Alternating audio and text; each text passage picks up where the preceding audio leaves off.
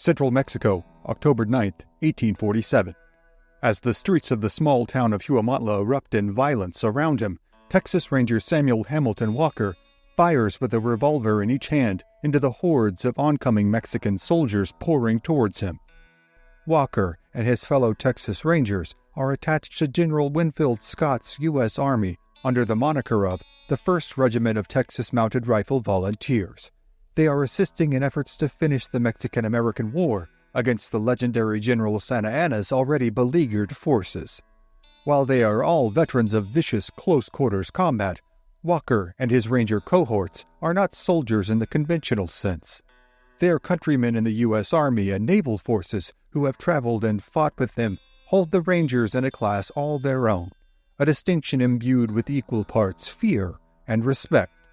In the 2 decades since their inception at the behest of legendary Texas statesman Stephen F. Austin, the Rangers have built a reputation as perhaps the fiercest force on the frontier to combat the incessant murder and raiding that plagued the central Texas countryside at the hands of tribes like the Comanche, as well as horse and cattle thieves.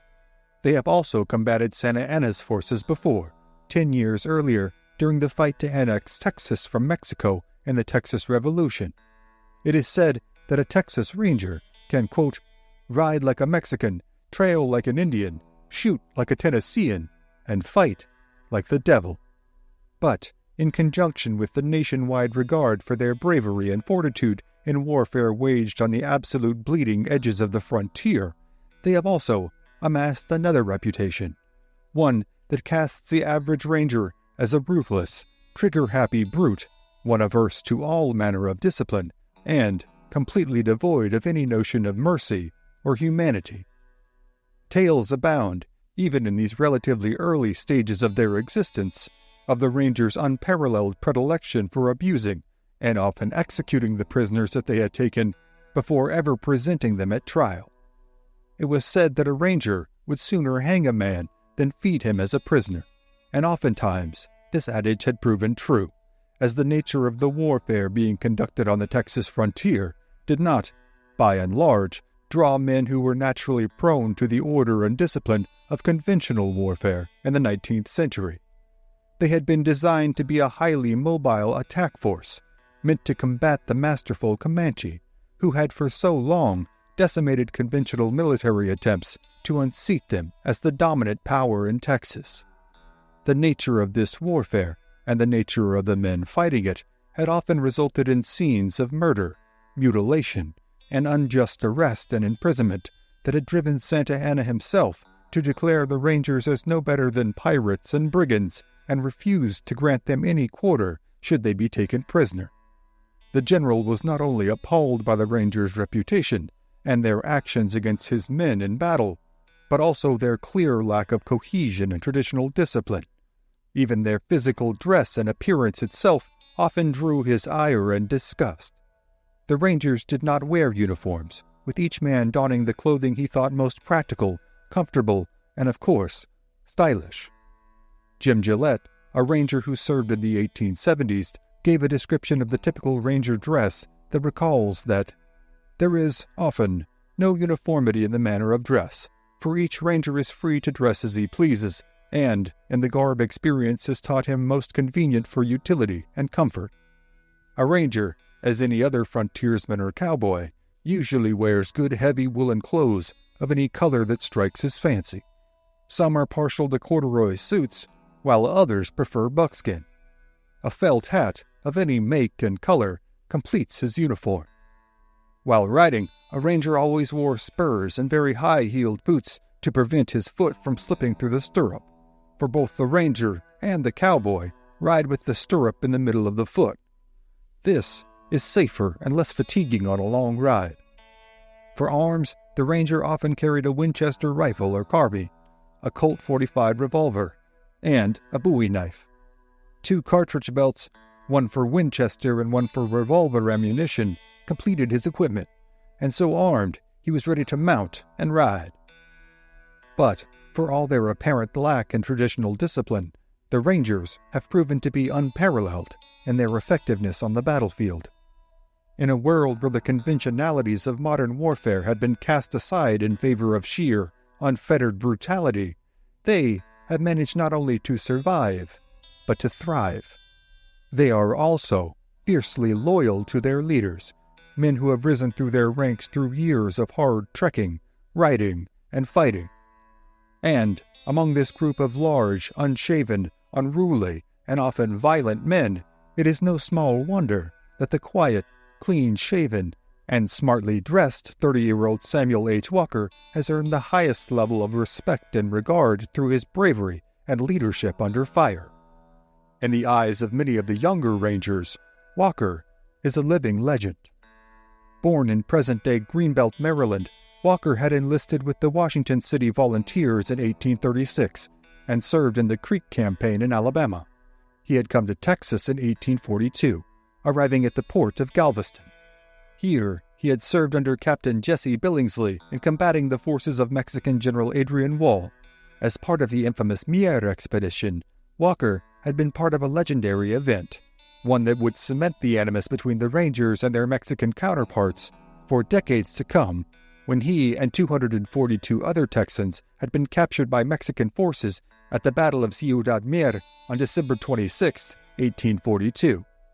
They had been marched to Mexico City, and on February 11, 1843, 181 of the Texans had managed to briefly escape. But 176 of them, including Walker, had been recaptured. The now enraged General Santa Anna had ordered every one of the 176 Texans to be executed by firing squad.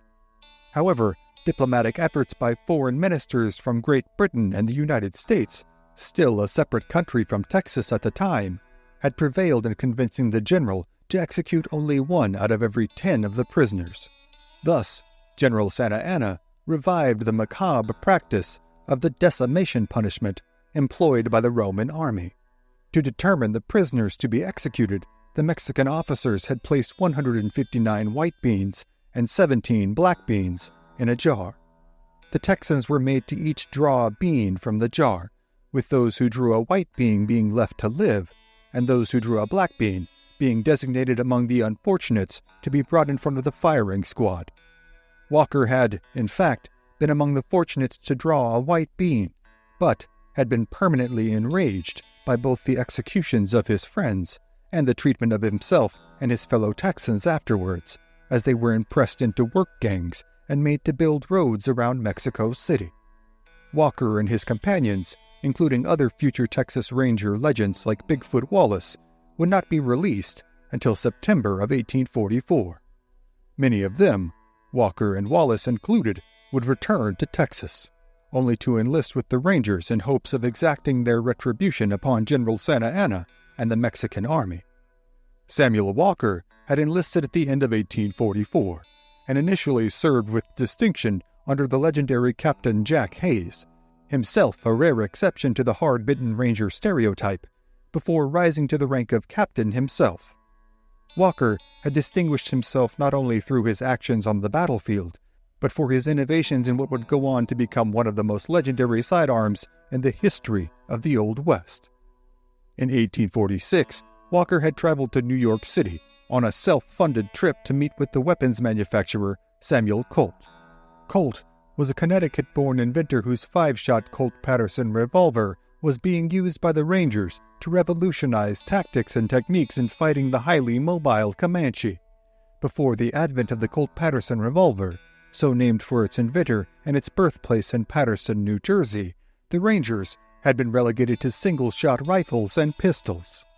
The Comanche, able to unleash several arrows a minute from atop their notoriously quick and agile horses, had oftentimes been able to overwhelm and decimate Texan forces who found themselves essentially defenseless after firing their initial volleys. With the Colt-Patterson revolver, Jack Hayes, Samuel Walker, Bigfoot Wallace, and the McCulloch brothers, Ben and Henry, had revolutionized the fight being waged against the Comanche by employing far more aggressive tactics enabled by the volume of fire they were now able to produce with their 5-shot revolvers. Though not the first revolver in history, the Colt-Patterson would prove to be one of the most influential.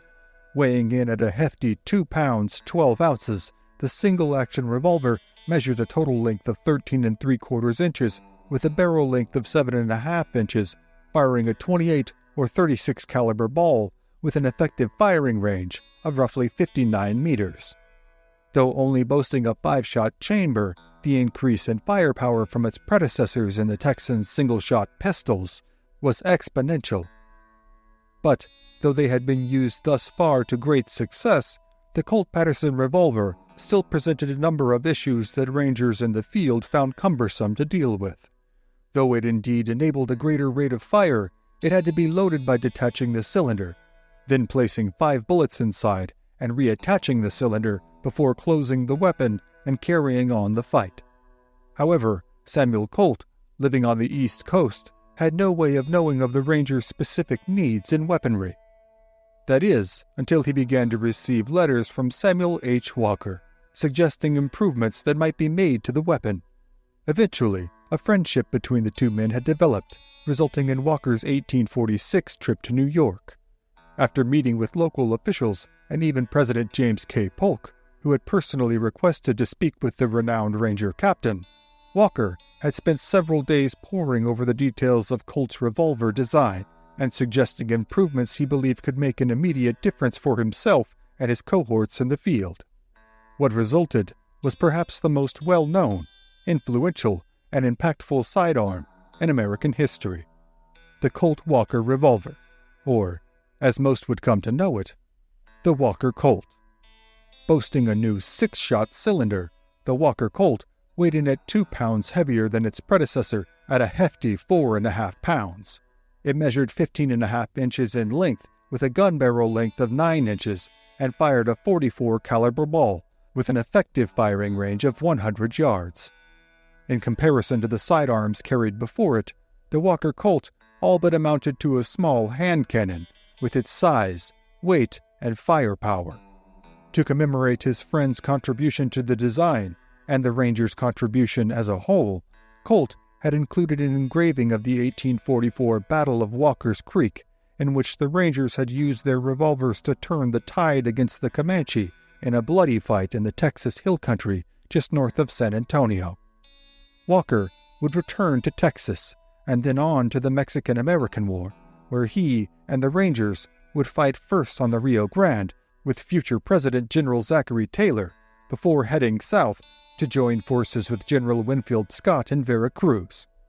The first shipment of his signature revolvers would be shipped to him only 4 days before the fight that now rages in the streets of the city of Uvalde, providing the 30-year-old captain with a much-needed lift in morale, as he and his Rangers fighting in conjunction with conventional American forces had, thus far, proved a trying affair for both parties.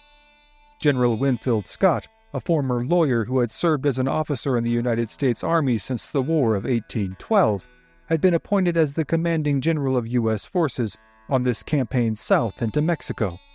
Though he had a complicated and conflict-ridden relationship with President James K. Polk, Polk had deemed it necessary to advance American forces past the Rio Grande in order to break General Santa Anna's forces and usurp the Mexican government. General Scott, ever a prescient career military man, had preemptively drawn up invasion plans that he presented to the president and was granted command of the invasion as he had devised the blueprint for it himself. Serving under the general on this mission would be a litany list of American officers who would, 14 years later, go on to play pivotal roles in the American Civil War. They included Robert E. Lee, Ulysses S. Grant, George B. McClellan, George Meade, P.G.T. Beauregard, Joseph E. Johnston, and Jefferson Davis. Scott's plan of attack was to sail his forces to the Mexican port at the city of Veracruz, land his forces, and make the roughly 250-mile march west to the capital of Mexico City. A longtime career officer, General Scott insisted on employing strict military discipline on his campaign, a familiar order of affairs for his experienced officers, but one that was largely unfamiliar and palpably uncomfortable for his newly acquired Ranger forces. The Rangers' reputation as outlaws and guerrilla fighters had already caused them considerable consternation, as reports from General Zachary Taylor on the Rio Grande had remarked that, quote, The mounted men from Texas have scarcely made one expedition without unwarrantedly killing a Mexican. The constant recurrence of such atrocities is my motive for asking that no more troops be sent to this column from the state of Texas. But, while Taylor's reports are largely based on hearsay, it is this very reputation as ruthless, unconventional frontier fighters that makes them suited to land with General Scott's conventional forces and scout the hundreds of miles of perilous hills and roadsides, all swarming with guerrilla fighters and army lookouts, from Veracruz to Mexico City. Taylor's admonitions had, in fact, ultimately necessitated Jack Hayes's direct intercession with President James K. Polk, in which a deal was struck that allowed 2 regiments of Rangers to incorporate into the existing U.S. Army Command, officially to be known as the 1st Regiment of Texas Mounted Rifle Volunteers, with Hayes serving as colonel and Samuel Walker as lieutenant colonel. Walker and his men would be tasked with providing security for the critical supply line as Scott and his forces advanced upon Mexico City, but it would be here that Walker would clash with one Colonel Francis Murray Wynkoop. Wynkoop, a devotee of General Scott's strict conventional military style, would repeatedly find himself at odds with the headstrong Rangers, foremost among them Samuel Walker. In the first of such incidents, Wynkoop had ordered Walker's advance guard of 50 Rangers to retreat back to Wynkoop and his men's position in case of an ambush amidst the hilly country. Walker had simply refused the order, instead opting to remain out ahead of Wynkoop's forces. Later in the day, the 2 contingents of Americans had indeed been ambushed by 500 Mexican troops under the command of General Santa Anna. Walker and the Rangers had kept this force, nearly 10 times their size, at bay, until Wynkoop and his men were able to reinforce them. Another nearby American unit had also come to their aid and driven off the Mexican soldiers after a 2-mile running gunfight. While Walker and his Rangers had perhaps played the significant role in combating and thwarting the Mexican attack, Wynkoop, nonetheless, had remained incensed at Walker's repeated insubordination. Walker, for his part, accused his commanding officer of cowardice. A second incident occurred on the road to Mexico City when Wynkoop had ordered Walker to preemptively attack 2 small villages along the route. Walker argued that the villages were full of non-combatants and posed no threat that warranted an attack. He also, in no uncertain terms, made clear that he, and even his battle-hardened Rangers, took deep issue with the regular Army's practice of looting the civilian populations along their route to Mexico City. Wynkoop, indignant at a charge made by the leader of a group that he considered as little better than criminal vigilantes, had confronted Walker, and the 2 men had nearly come to blows. After being separated by the other men present, Walker and his Rangers were ordered to proceed to the nearby Chapultepec Castle, which was being used as the Americans' field headquarters. Here, Walker was stripped of command and confined to his quarters for his refusal to follow orders. And here, Walker remained, growing more indignant and incensed by the hour, not only at his confinement, but, most of all, at his separation from his command. Meanwhile, during this time of personal animosity and professional vitriol between Walker and Wynkoop, General Scott's forces had reached and eventually taken over Mexico City. More reinforcements had also landed at Veracruz, under the command of General Joseph Lane, and had already begun their march eastwards towards the capital city.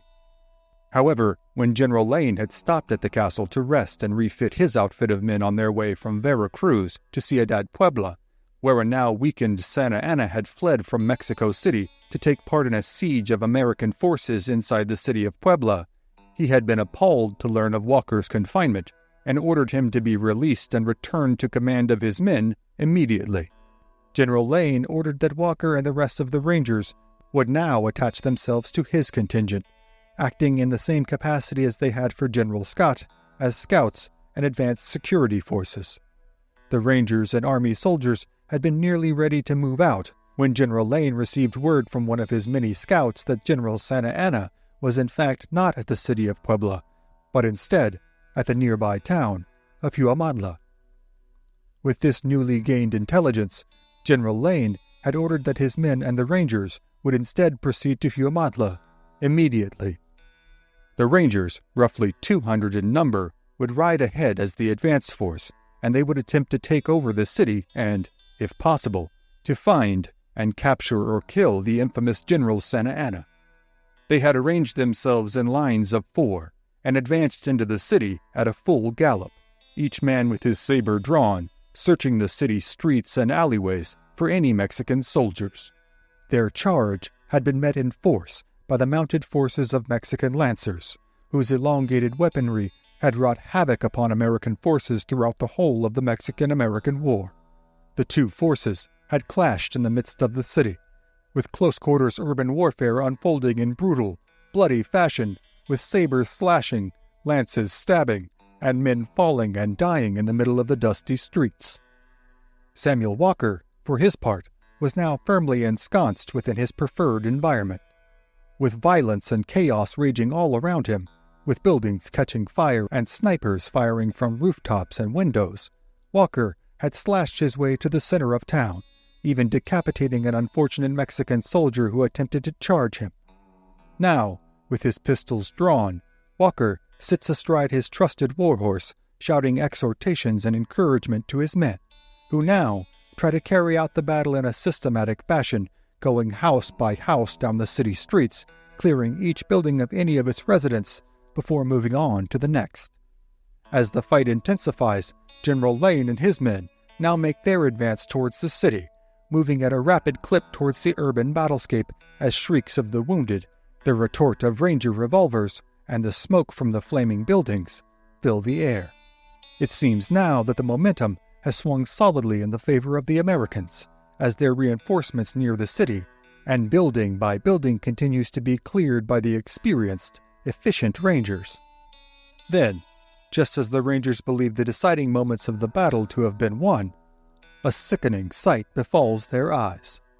As Samuel Walker methodically aims and fires his revolvers into a crowd of oncoming lancers, a shot from a Mexican rifle rings out from one of the second-story windows above him. Walker's body suddenly falls limp and slumps out of his saddle, hitting the ground with a sickening thud, audible even amidst the ongoing din of battle. As blood pools in the dirt around him, creating a sickening crimson paste that cakes onto the blood and clothing of his rescuers, Walker is dragged behind a small adobe wall. It is clear to all that he is mortally injured. Still, Walker encourages his Ranger cohorts to fight on, reminding them that General Lane's troops are likely only minutes away.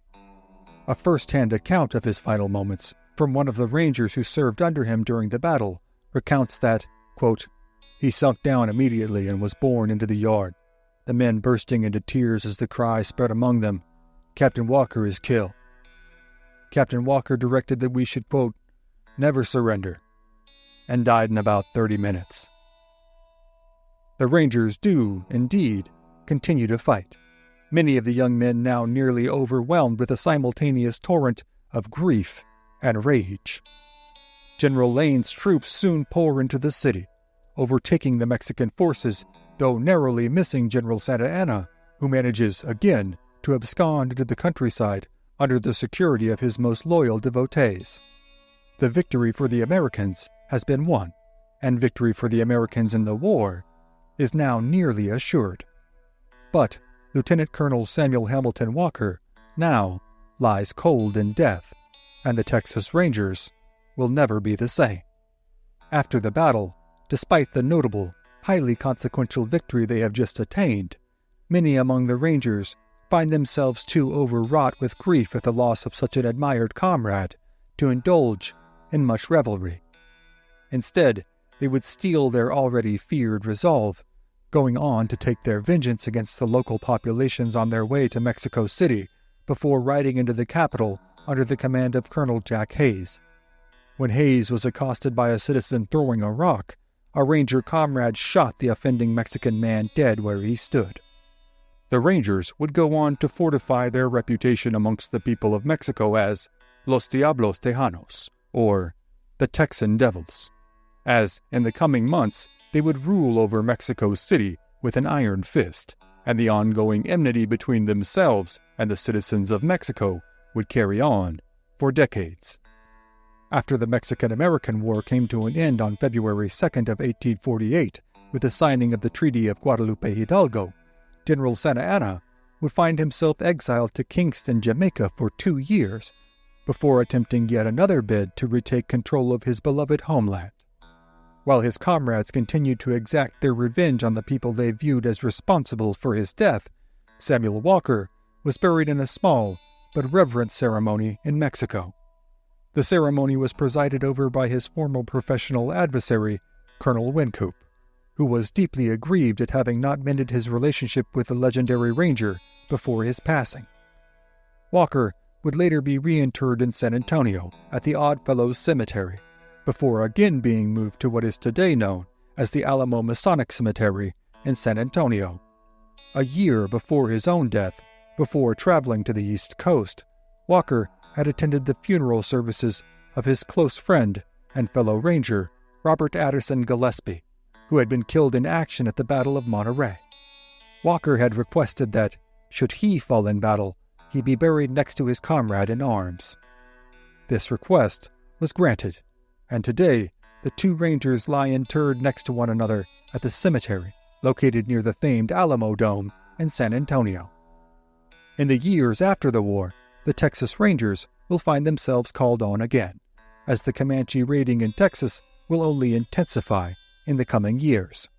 Many of the young rangers who have seen action in the Mexican-American War will go on to rise to prominent positions, such as John Rip Ford, Ben and Henry McCulloch, and Bigfoot Wallace. Many of the commanding officers from the U.S. Army forces will also go on to positions of high command in the coming decades, with several becoming generals and 2 becoming presidents. But the countless stories of the conflicts, controversies, and tragedies that surround the Mexican-American War, as well as the stories of the individual soldiers, sailors, and civilians who fought on both sides of the conflict, are, for tonight, other stories for other times.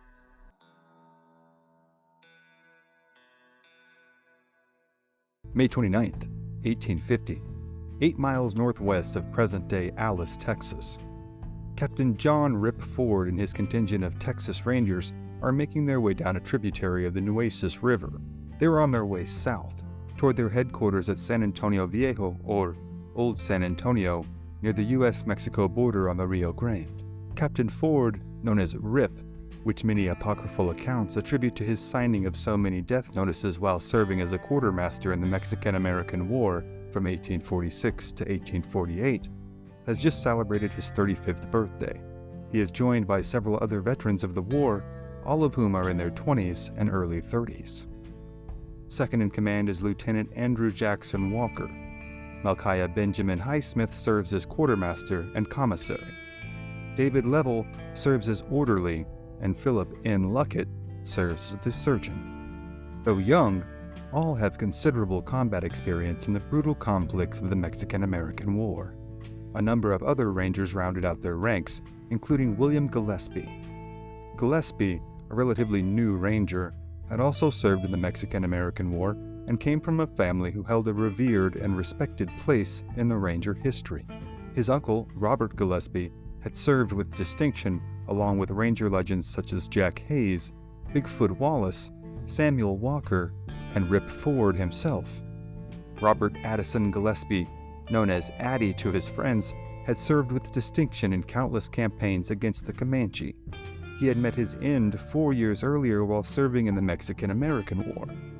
On September 22, 1846, in the Battle of Monterey, the elder Gillespie had reportedly been the first Ranger to breach the perimeter of the fort on Independence Hill. During the action, he was shot in the torso and mortally wounded. He would succumb to his wound a day later, on September 23rd. William Gillespie, determined to follow in his legendary uncle's footsteps, was keen to engage the Comanche and solidify his own reputation with the Rangers.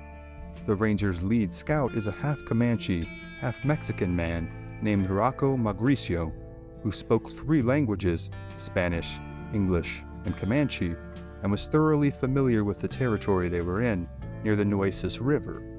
He was also reputed to have an otherworldly sense of smell. Despite the highly desirable skill set of their scout, They had spent much of the previous fall in pursuing specter-like bands of Comanche in vain, all throughout South Texas. They had, in fact, not even seen any Comanche in many months. This had been a source of great frustration for Ford, certainly, but even more so for the young and battle-hungry amongst them, like William Gillespie. During this spring, though, combat with the Comanche had seemed a more and more certain prospect. Their first contact would come as a shock, though, when they were startled awake on May 26th by the gunshot of a ranger posted as sentry. His intended target had been a group of shadowy figures astride several of the ranger's horses, riding away from the herd at a full gallop. After the riders did not halt at the sentry's orders, the ranger opened fire, hitting one unfortunate rider in the torso and knocking him to the ground. Until the sun broke on the eastern horizon, no ranger left the perimeter of the camp for fear of being caught in an ambush in the dark. However, once dawn broke, the group was sent out to retrieve the unidentified would-be horse thief. They returned to camp soon after, bearing with them the barely alive body of a teenage Comanche warrior. He had been part of a group of young warriors intent on stealing the Texans' horses, garnering themselves a measure of material wealth and social renown. Though his cohorts had managed to escape, this unfortunate young man had been mortally wounded by the sentry's shot. As he expired, the rangers rode out of camp and reconnoitered an area several miles in circumference, finding none of the unfortunate young warrior's companions. Later that day, Captain Ford scribbled a note detailing their location and contact with the Comanches and requesting reinforcements. He dispatched another eventual ranger legend, Edward Burleson Jr., to carry the message to the nearby Fort Merrill. Burleson departed and later returned that afternoon, reporting of a dismal, even downright disturbing state of affairs at the fort. The commander, J.B. Plummer, seemed not only unconcerned with the potential danger, but also upset with the Rangers for their early morning gunshots disturbing his troopers' sleep. Plummer dismissed the reports of Comanche being so close to the fort, despite the tangible proof of a dying prisoner in the custody of the Rangers. His reticent agreement to send a small detachment of his regulars back to the Ranger camp with Burleson only resulted in the already bizarre situation deteriorating into the macabre. That night, one of the regulars wandered about the camp, toting the head of the recently deceased Comanche as a trophy.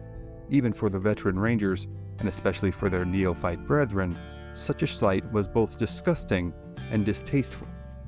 Ford described the man as loony and sent the regulars away upon being made aware of the reprehensible display. Now, 3 days later, as they made their way south, their eyes always scanning the brush and horizon for potential dangers, many among them desired only to exit this territory and secure a few days' respite within the walls of San Antonio Viejo.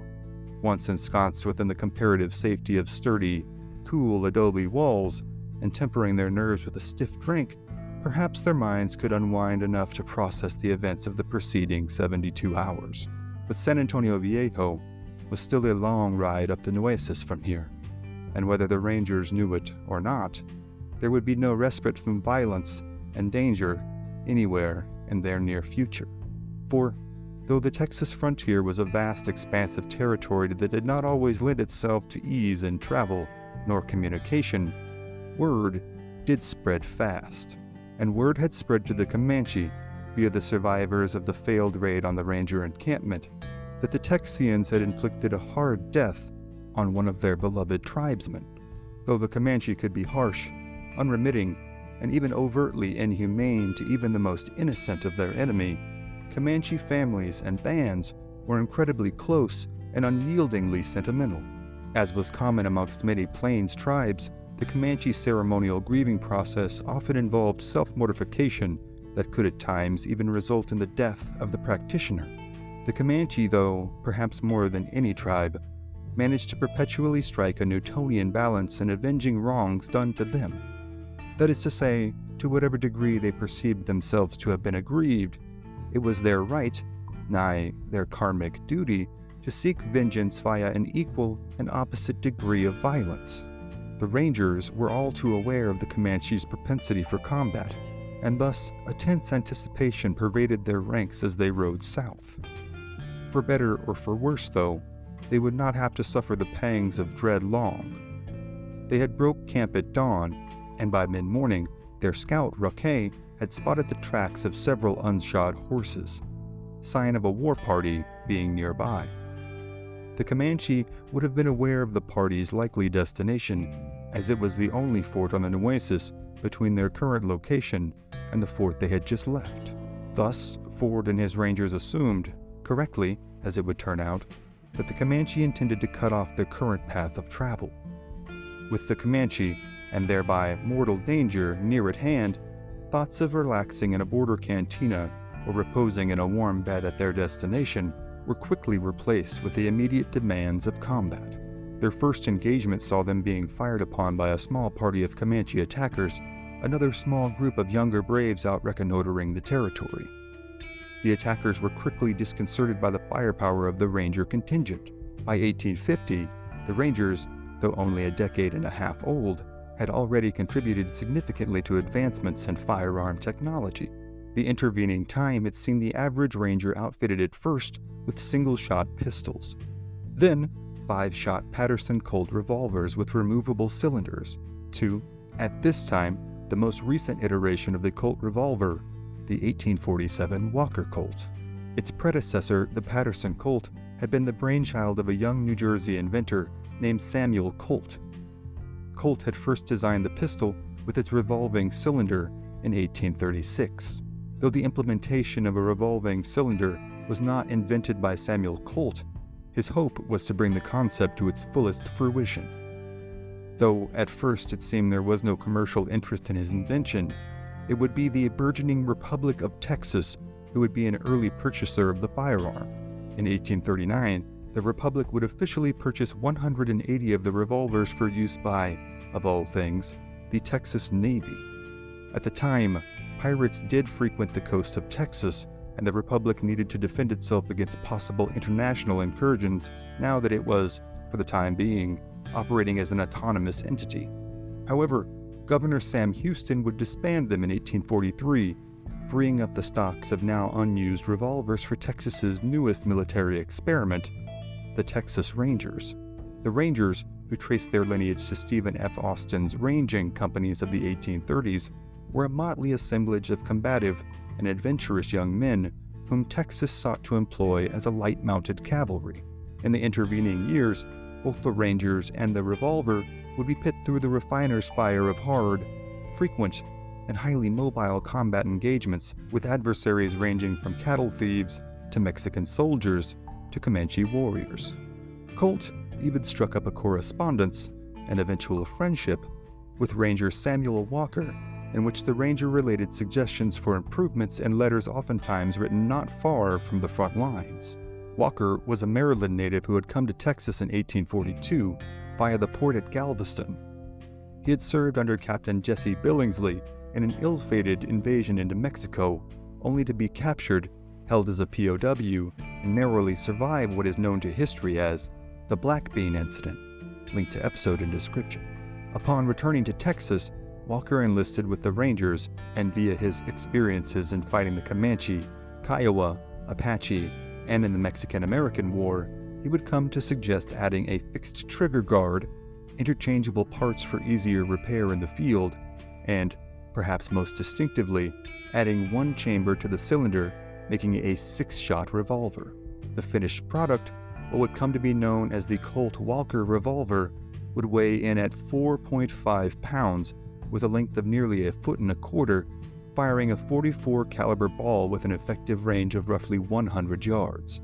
This made the Colt Walker what amounted to a handheld cannon, especially by the standards of the time. Rip Ford himself, who served with Samuel Walker throughout many of the same campaigns, including the Battle of Veracruz, remarked that the pistol was indeed more powerful than the .54 caliber Mississippi rifle after seeing its lethality at distance in combat. The Rangers quickly adopted the new revolvers in 1847, and Walker himself would carry 2 into combat late that year at the Battle of Huamantla. It would be here on October 9, 1847, that the young Ranger captain would be shot and killed by a sniper. Though Walker had fallen, his legacy, and the legacy of the firearm he had helped to build, were still keenly felt just over 2 years later here on the Nueces River. Rip Ford and the countless other veterans of the war in which Walker perished no doubt felt an extra measure of gratitude for his efforts now that they found themselves surrounded and far from home. The Walker Colt enabled them to lay down a field and rate of fire that could overwhelm the rate of fire that the Comanche were capable of with their short, high-draw-weight bows. The Comanche had long dominated the battlefield in terms of rate of fire and maneuverability, two key factors in any engagement. The horsemanship of the average Comanche warrior enabled him to fire his weapon while hanging off the side of the horse, protected from counterfire by the animal's body. He could loose his arrow from over the horse's back, as well as under or over the horse's neck, all while shielding himself from consequential counterattack. These skills were not inherent in the Comanche more than any other people. The difference lay in their lifestyle and training. The Comanche were highly practiced from very young ages at skill sets that would eventually stack together to present the fully formed, fully grown warrior that ruled the southern plains. Comanche children, boys and girls, were taught to ride and to shoot. Common practice drills involved picking up objects off the ground while riding their horses at progressively faster speeds upon every attempt, as well as shooting live birds out of the air with blunted arrows as a means of target practice.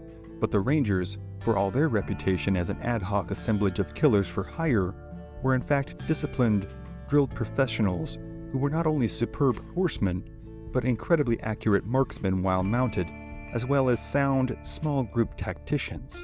And the Rangers were not only well armed, but mounted on some of the finest horses in Texas. A prospective Ranger was not allowed to join the ranks with a horse valued at less than $100. Adjusted for inflation, this would be a cost of roughly $3,900 today. The Rangers were indeed known for their decided lack of military discipline, dress, and decorum. They were free to wear what pleased them, from wide-brimmed hats and serapes to buckskin leggings and coonskin caps. But in combat, they were highly disciplined, highly mobile, and highly dangerous.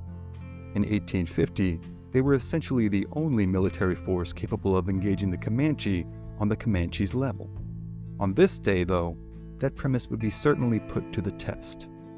After their initial skirmish near what was known as Rancho Amagosa, Ford ordered his men into skirmish lines spaced out a few yards apart, and the contingent carried on, Colt Walker revolvers drawn and ready. They moved as quietly as possible, communicating via either hand signs or in the most hushed of tones. They would travel another 4 miles up the Nueces before coming in sight of the Comanche's camp, near what is known as Agua Dulce Creek. The Comanche that had attacked them earlier had disappeared to the north, and had evidently not yet returned to their camp to sound the alarm that the Rangers were on their way. This delay meant the Rangers possessed the element of surprise, and Rip Ford sought to use that advantage to its fullest extent immediately.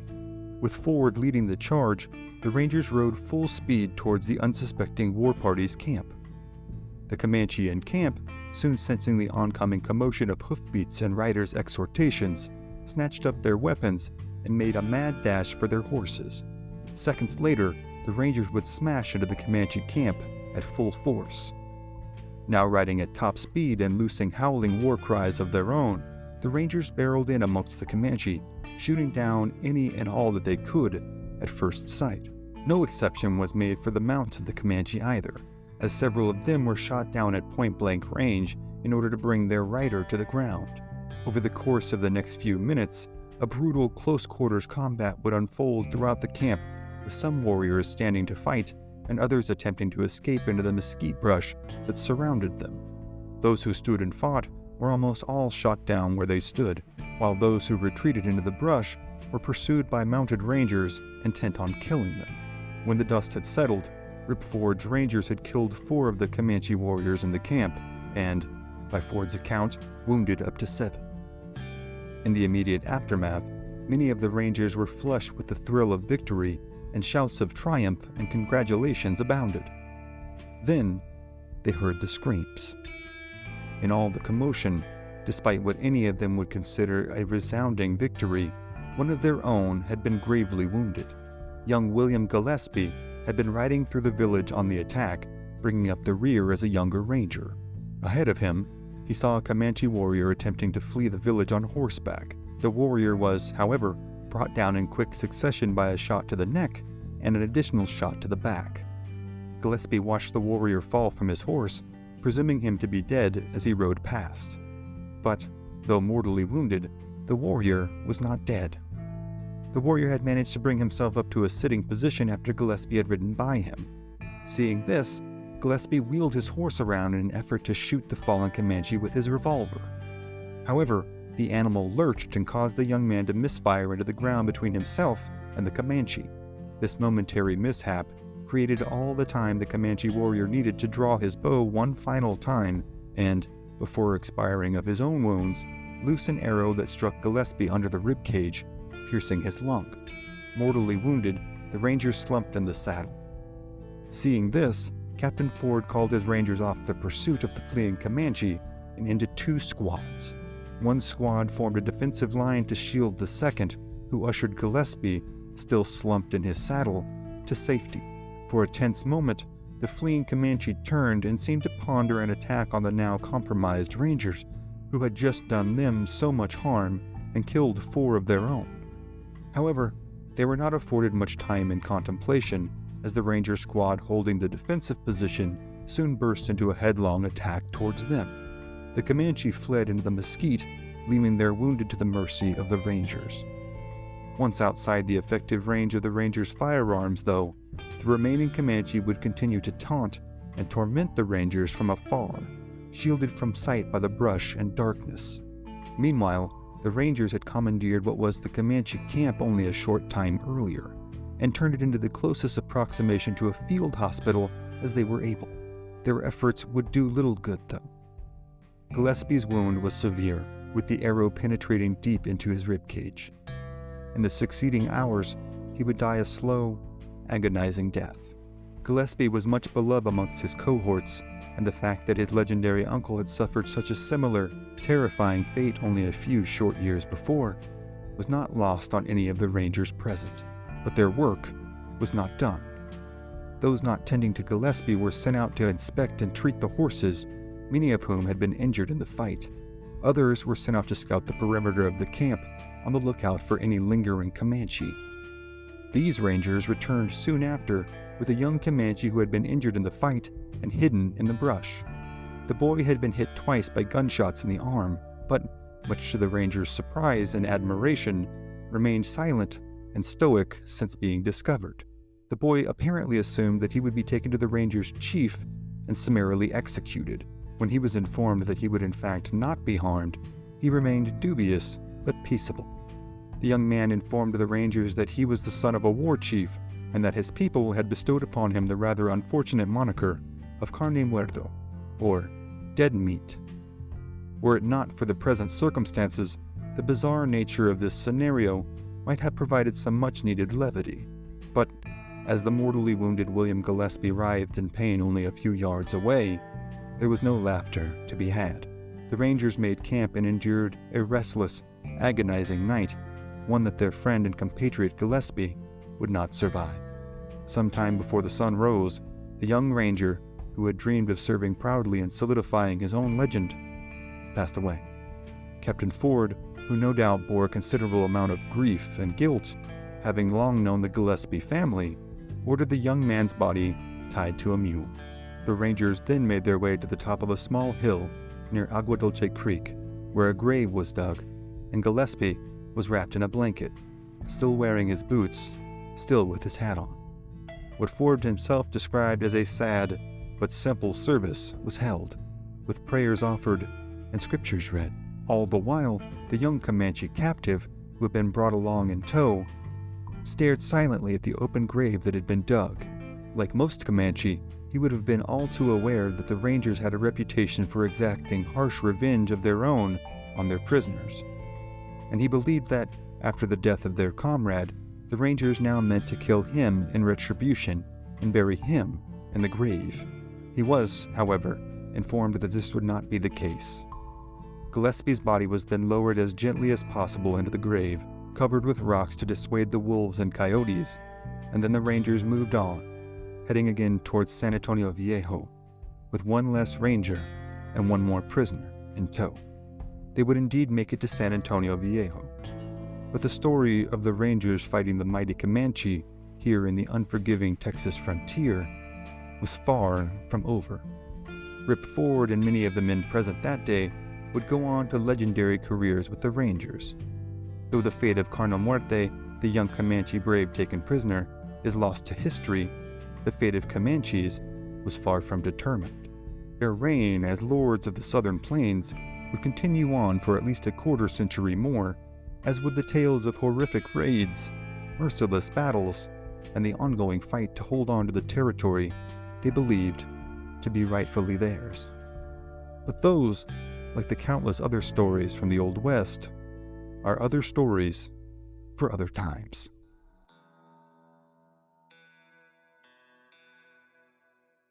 Bastrop, Texas, February 24th, 1839. In the late winter chill of a placid evening, the citizens of this small village east of Austin find themselves largely engaged with chores and preparations for evening meals. While Texas is an independent republic, having established its independence from Mexico in the Texas Revolution of 1836, it is still a slave-holding territory. Several of the wealthier citizens of Bastrop are slave owners, and thus many of the local inhabitants are slaves, subject to the dehumanizing effects of chattel servitude, even here, on the bleeding edges of Western civilization's westernmost expansion. Adding to the cultural milieu that is commonplace here in 1830s Texas are several Quiche natives, as well as Tejano citizens, native Texans of Hispanic descent. Though all are subject to the stratified racial and economic hierarchy of early 19th century America, here on the Texas frontier, they live under the auspices of a singular fear that is shared by all. That of the incessant, horrifically violent raiding being carried out all across the Texas frontier by the dreaded lords of the southern plains, the Comanche. Time and time again in the preceding decade, Texas settlers found themselves subject to acts of violence and degradation that had scarcely, if ever, been seen by their predecessors east of the Mississippi. Countless homesteads across the Texas frontier had been laid waste to, with entire families killed or carried off into slavery. Torture killings were common, as were all manner of assaults, including sexual and otherwise. The attacks did not discriminate by race, gender, social class, religious affiliation, nationality, nor age.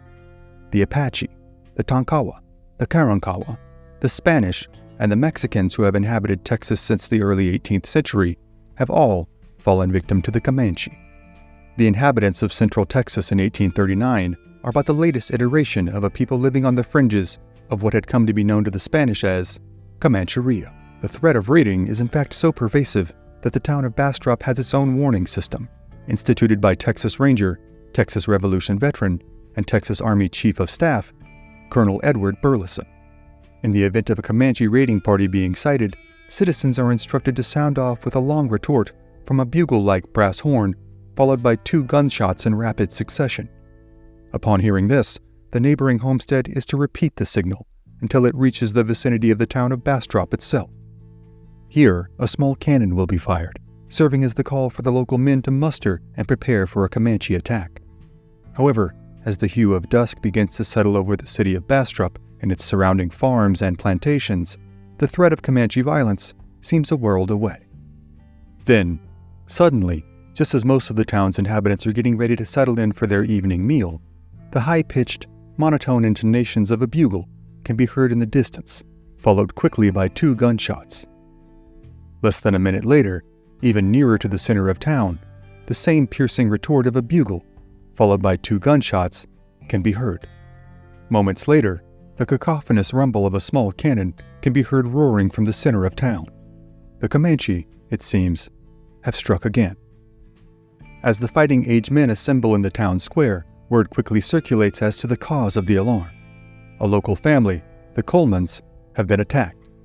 Though not necessarily unique on the Texas frontier, the story that now spreads like wildfire through the town of Bastrop is sickeningly violent, and demonstrative of the extremely violent, often macabre nature of Comanche raids in Texas.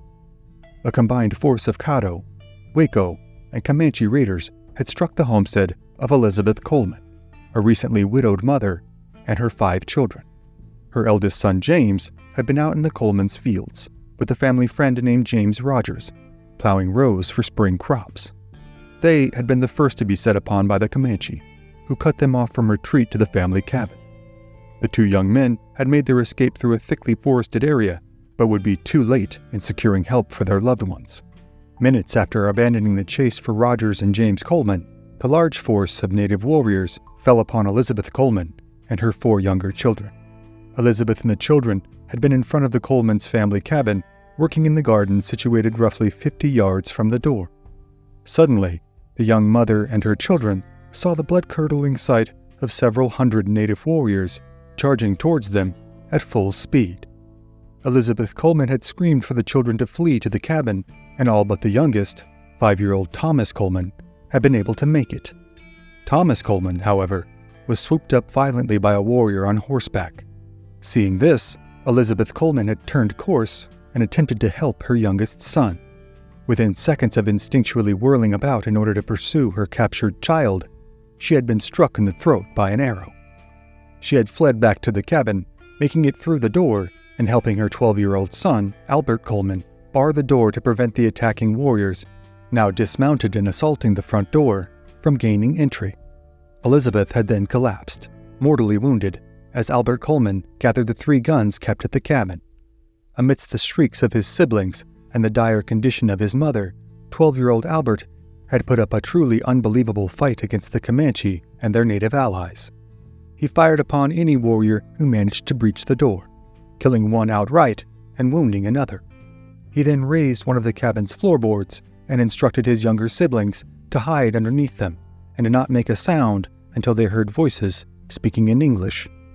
The preteen boy then continued reloading and firing his weapons, pouring out such voluminous fire that the attacking warriors assumed there to be several grown men defending the cabin. Finally, however, young Albert was fatally wounded by a shot from one of the attacking warriors. With his last breaths, he reiterated his instructions to his siblings hidden beneath the floorboards before finally collapsing near the body of his mother. The attacking party of Comanche and their allies had then taken the young Thomas Coleman and carried their attack on to the neighboring farmstead of one Dr. Joseph Robertson. Robertson and his family were not home. However, there were several unfortunate slaves who, without access to firearms, were unable to proffer any kind of defense. 7 of them were summarily taken away by the attacking native forces, destined for lives as slaves amongst the Comanche and their allies. It would be late in the afternoon, several hours after the attack, that a young neighbor of the Colemans named John D. Anderson found the farmstead to be curiously silent and devoid of activity. He had been the first to discover the grisly scene at the Coleman cabin, and had managed to rescue the 2 youngest children hidden under the floorboards. From here, realizing the danger all 3 of them were now in, Anderson had set the youngsters astride his horse and made a mad dash to Wells Fort, roughly 12 miles to the west. From here, the children were placed under a guard and runners were sent out to the surrounding towns. These runners alerted the first homestead they had arrived at, initiating the chain of warning shots that now cuts through the air in Bastrop. The men from Bastrop and other surrounding counties coalesced their forces at Wells Fort. While gathered at the fort, Jacob Burleson, brother of the famed Colonel Edward Burleson, is elected to take command. Jacob Burleson and his company of rangers and ad hoc volunteers begin searching the area for the Comanche war party they know to be close by. The search continues into the night, and into the next morning, when finally, at about 10 a.m., the large raiding party is spotted near what is known as Post Oak Island, located roughly 4 miles north of Brushy Creek. Though much of the popular lore surrounding such encounters on the Texas frontier is centered on the actual combat, the biggest problem encountered by the Texans combating the Comanche and other native tribes was actually finding their adversary on the vast expanses of this seemingly endless landscape. With this foremost task now accomplished, the Texians pursue their quarry at full gallop. And a classic Comanche tactic, still relatively unknown to their Anglo adversaries in the 1830s, the Comanche now feign a full-scale retreat. The Comanche and their allies make a mad dash for a thickly wooded thicket, while the Texians, starting roughly from a half a mile behind, pursue them in a zigzag course, aiming to cut off any additional path of retreat. As the Texians proceed to within rifle range of the Comanche, They dismount and form a battle line. While this practice was common in the eastern woodlands, here on the open expanses of Texas, it is perhaps the biggest tactical blunder that can be made. As soon as the Rangers and Volunteers' boots are on the ground, the Comanche and their allies immediately turn their ponies and make a headlong attack at the now foot-bound Texians. This catches the Texians off guard and sends the line of men scattering towards their own horses. One of the young Rangers, a man by the name of W.S. Wallace, sees his horse panic and race off towards the Comanche lines, instantly becoming a trophy for the native forces. Now on foot and helpless, Wallace makes a sprint in the direction of his comrades in a desperate bid to escape. Seeing the dire straits of his compatriot, Captain Jack Haney turns his mount around, races back towards Wallace, and sweeps him onto his horse. The two narrowly escape a hail of Comanche arrows which would have all but certainly resulted in grievous injury or death. Further down the Texian line, Captain Jacob Burleson, along with Franklin Highsmith and the teenaged Winslow Turner, arrive at their horses just in time to potentially evade the oncoming Comanche charge. However, in their panicked frenzy, the young Turner forgets to untie his horse, which is picketed to the ground. Seeing this, Captain Jacob Burleson turns, rushes back towards the youngster, dismounts, and unties the horse. Turner dashes off, but Jacob Burleson, just upon reaching his own horse, is struck by a gunshot in the back of his head. In the chaos of the retreat, his body is left where it falls. The Rangers and Volunteers now retreat roughly 3 miles back towards Wells Fort before stopping momentarily to rest their horses. As the horses rest, the Rangers and Volunteers descend into a malaise of anger, self-doubt, confusion, and contention. It is well known among them all that, at this very moment, the body of their countryman and comrade, Jacob Burleson, is being subject to all manner of posthumous mutilations by the Comanche. In both an effort to add literal insult to injury, as well as to hamper the person in the next life, many tribes customarily practice disfiguring the bodies of their slain enemies. The accounts of those Texas settlers who had found the bodies of their friends and family had circulated amongst every community on the frontier for many years, even at this point in the 1830s. The prevailing opinion amongst the Rangers and Volunteers alike is that the Comanche must be re-engaged. But the matter of exactly how to go about this presents a conundrum for the bellicose and indignant men. In the midst of contentious discussions on how to further proceed, at around noon, another force of 30 Rangers and Volunteers, riding under the command of Captain Jacob Burleson's brother, Colonel Edward Burleson, arrives. Informed of the death of his brother, Colonel Burleson marshals the combined forces, roughly 84 men in total, and the party makes their way back towards Brushy Creek. They ride past the brushy thicket, as well as the mutilated body of Jacob Burleson. Finding the thicket now empty, the Texians scan the surrounding countryside. They are met with yet another troubling, formidable sight. On the top of a large plateau near Brushy Creek, the Comanche and their allies have marshaled their forces into a large horseshoe formation, ready and waiting to receive the Rangers' forthcoming charge. Colonel Edward Burleson decides that he will divide his forces. He orders one of his officers, Captain Billingsley, to lead half of the men to attack the Comanche and their allies from below the plateau, while another contingent, led by Captain Rogers, will advance up a small ravine on the backside of the plateau. However, upon arriving at their tactical destinations, both officers find themselves roughly 50 yards from the entrenched Comanche position, with nothing but a coverless no-man's land in between the two parties. Now, an entrenched, prolonged battle drags out, with each side taking shots from their positions. One Comanche warrior in particular manages to kill 2 Texians and wound several others, acting as a masterful sniper with his single-shot rifle. Finally, young Winslow Turner locates the warrior's position from the gun smoke rising off of his weapon. Turner manages to climb a small tree, gain an advantage in position, and dispatch the sharpshooting Comanche with a carefully placed shot of his own. Finally, as the sun sets and night falls over the landscape, the Comanche and their allies retreat under cover of the night. As their enemies retreat, the Rangers and Volunteers are met with the haunting, visceral cries of the Comanche themselves, mourning the loss of their own beloved friends and family who have fallen that day. In the aftermath of the fight, the brutal, inhumane nature of warfare on the Texas frontier is left all too apparent to the survivors present. The Rangers and volunteers now advance to the Comanche position, finding a singular survivor, one of the unnamed captured slaves taken by the Comanche the day prior. The man lies near death, with 9 arrows protruding from his body in various places. He has clearly been left for dead. But the man not only miraculously survives, he is able to give testimony to Colonel Burleson that the Comanche had carried off roughly 30 of their own dead.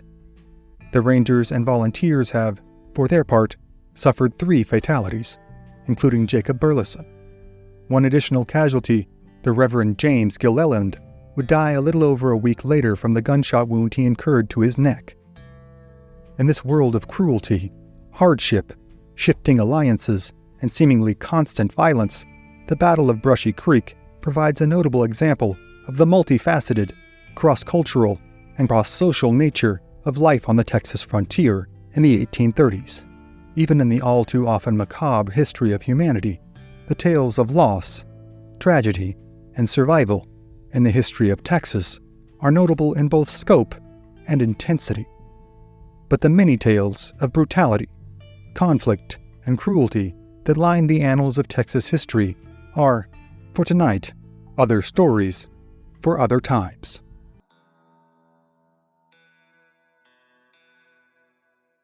Central Texas, 1870, near the town of Dripping Springs.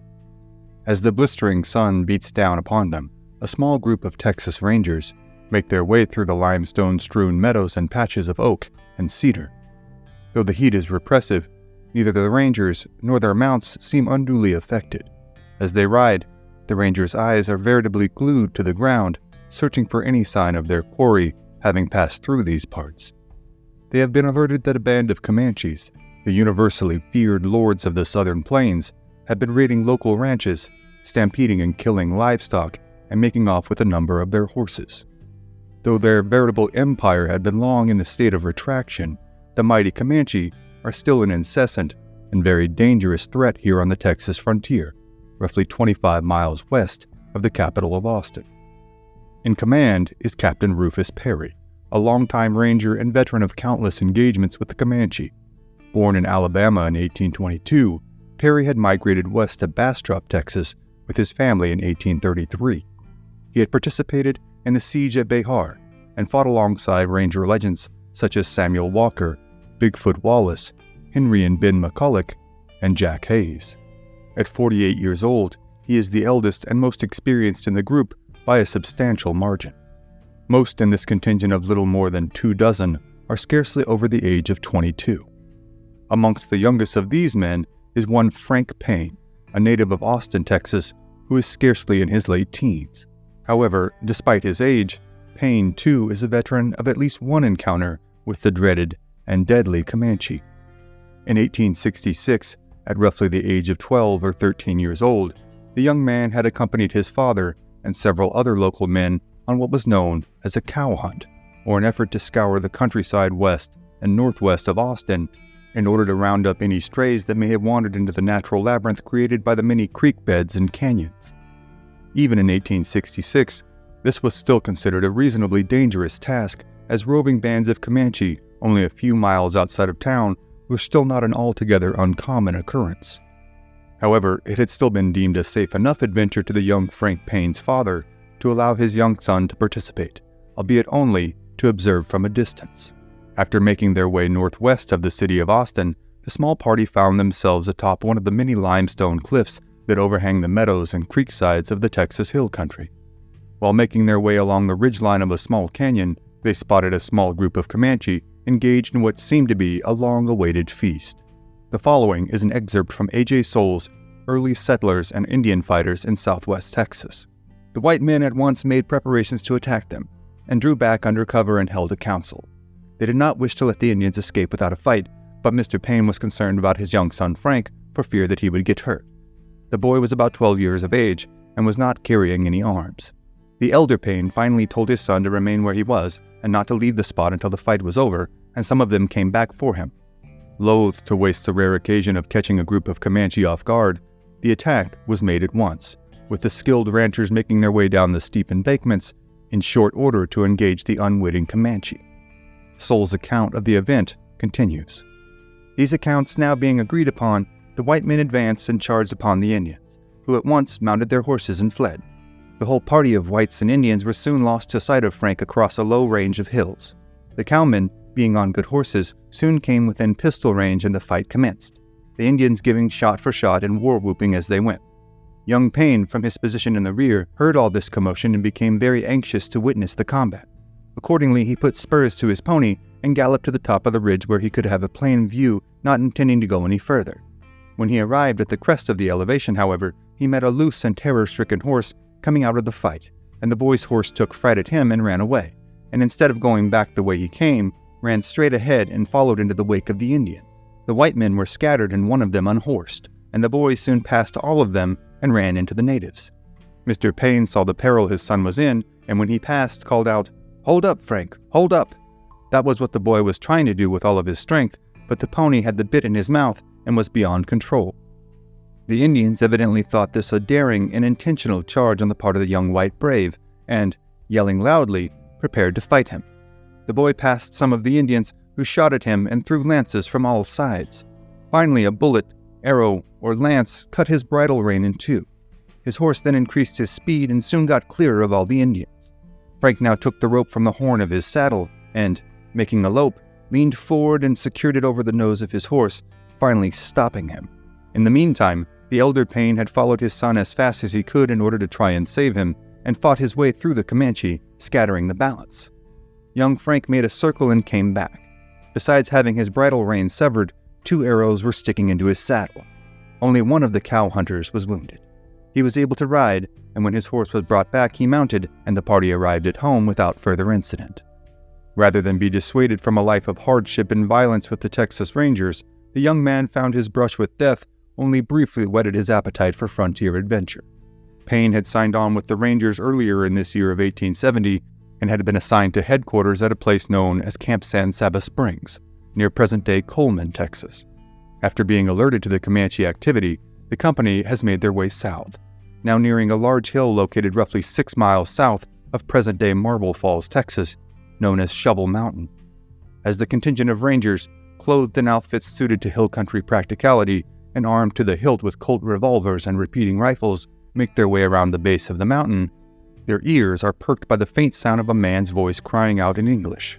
His words are indiscernible, but his plight is obvious, as his tone is that of a desperate and nearly hopeless man. Suddenly, just as Captain Rufus Perry is cautiously advancing his men around a bend in the trail, the alabaster silhouette of a nude white man catches even the most weary among them off guard. His eyes are wide, his mouth caked with dried saliva, and his once scarcely discernible cries now ring clear as a bell to the Rangers, veterans and neophytes alike. "Comanche!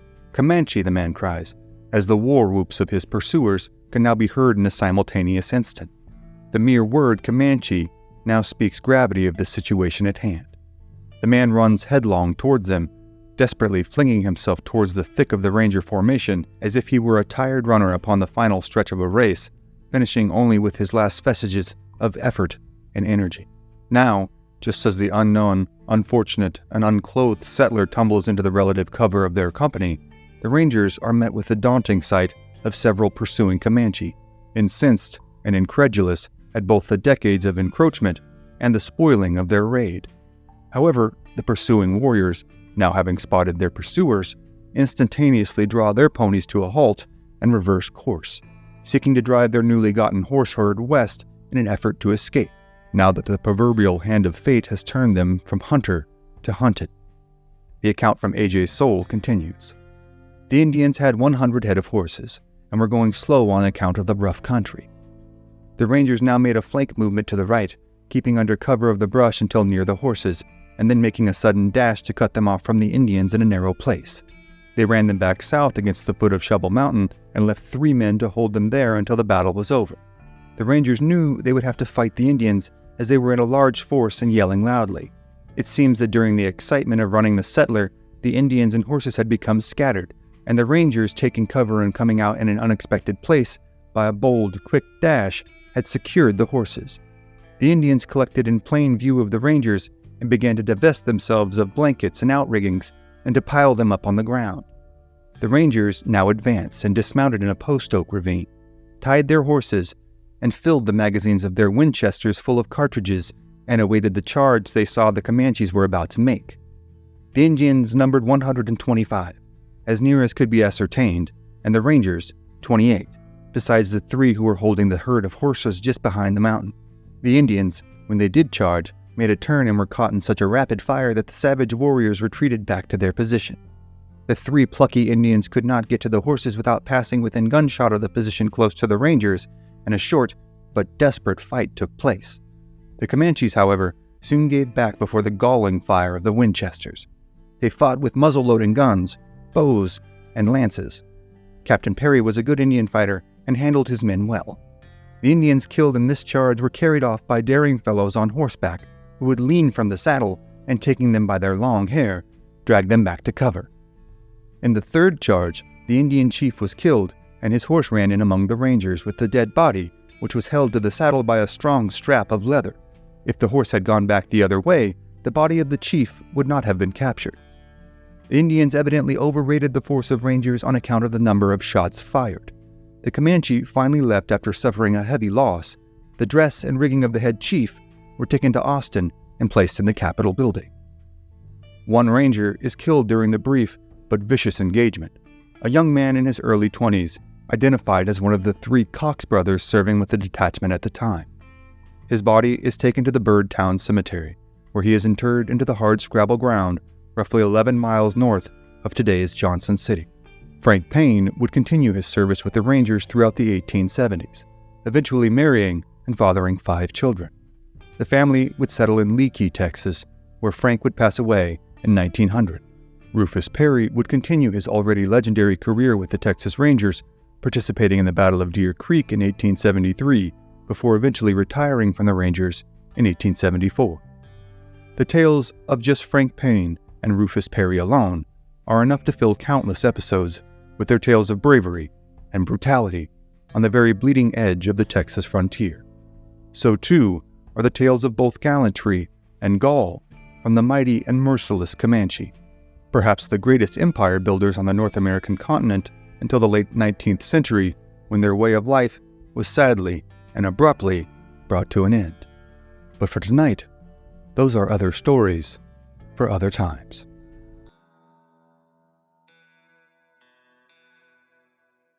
San Antonio, Texas, summer 1841.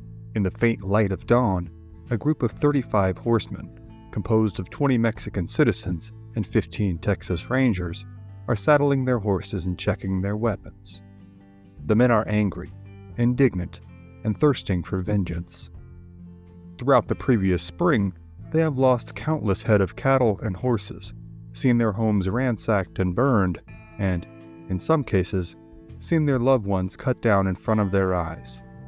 Despite the tenuous relationship between Texas and Mexico at the time, this group has followed the age-old adage that the enemy of one's enemy is one's friend.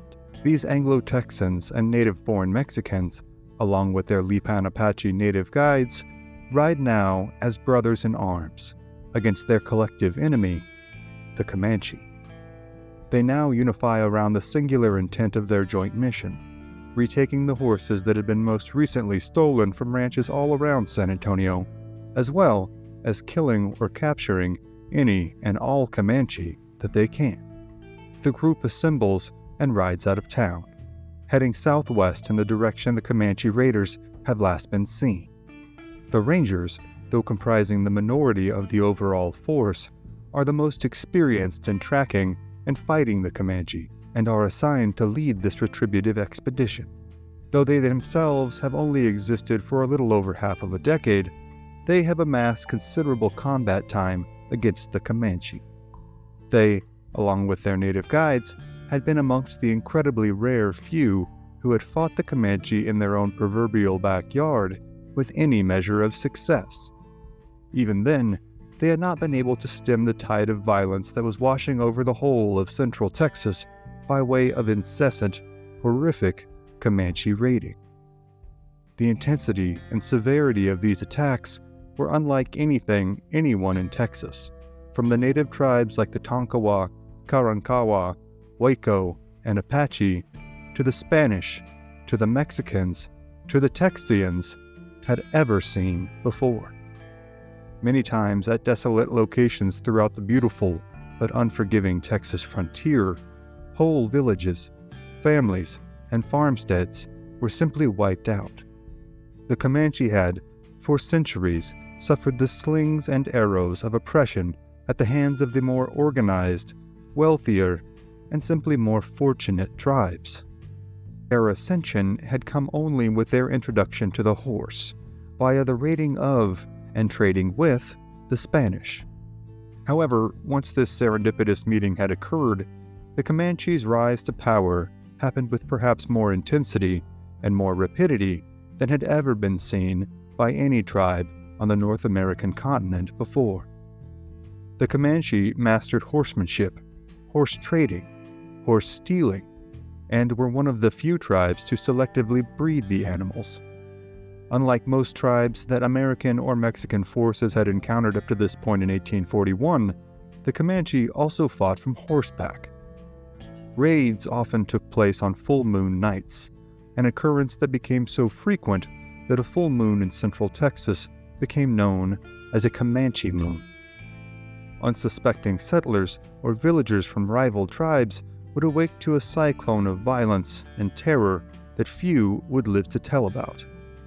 Mounted Comanche warriors who had made their way from base camps sometimes hundreds of miles away would suddenly swoop down on their targets, seeking to take all they could and kill anyone who might try to stop them.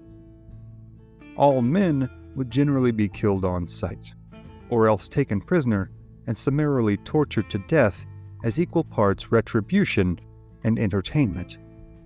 Women would be taken prisoner and generally be used as slaves, both sexual and otherwise. Infants would, in general, be killed outright as their crying and constant need for care presented too much of a liability and inconvenience for a raiding party on the move to trouble themselves with. This pattern had been repeated ad nauseum for decades, and, for the most part, no one had been able to do anything about it. The masterful general and politician Juan Bautista de Anza had managed to broker a peace with the Comanche in New Mexico in the late 18th century, but it had not extended to the Texas frontier.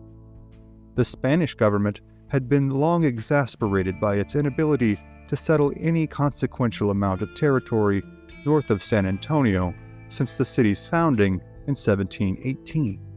They had seen their soldiers and settlers, as well as their priests and missions, fall victim time and again to levels of violence that they had never encountered before. The Mexican government that had taken power after the signing of the Treaty of Cordoba in 1821 had found themselves just as perplexed as their predecessors on how to stem the tide of Comanche violence. In the Comanche, they had found not so much another native tribe to be either exterminated or driven out, but a rival empire with whom they had found themselves perpetually unable to compete. The seasonal attacks caused not only intermittent destruction, but a pervasive fear amongst the citizens of Mexico from San Antonio all the way to the Yucatan Peninsula. The Mexican government's solution was to install a buffer zone of Anglo settlers on the Texas frontier to absorb the brunt of the Comanche violence and hopefully spare their citizenry further south such troubles. But this solution was found wanting when the settlers, thoroughly fed up with the lack of support from the Mexican government, began to foment a spirit of rebellion amongst the settler population in Texas. This became a significant contributing factor in the Texians' ultimate rebellion against the Mexican government, which resulted in the Texas Revolution lasting from October 2, 1835 to April 21, 1836. The Texians would ultimately win their independence from the Mexican government, only to find themselves facing an even bigger challenge in stemming the tide of Comanche attacks that bedeviled virtually the entirety of the territory, from the Gulf of Mexico to present-day Oklahoma. Their solution was to employ mobile companies of light cavalry who would police the open ranges of the Texas frontier. This was the genesis of the Texas Rangers. To be sure, the concept of ranging companies was not a wholly new one, even in the 1840s. The term ranger traces its etymology back to the 1590s, in which it initially described a rover or wanderer.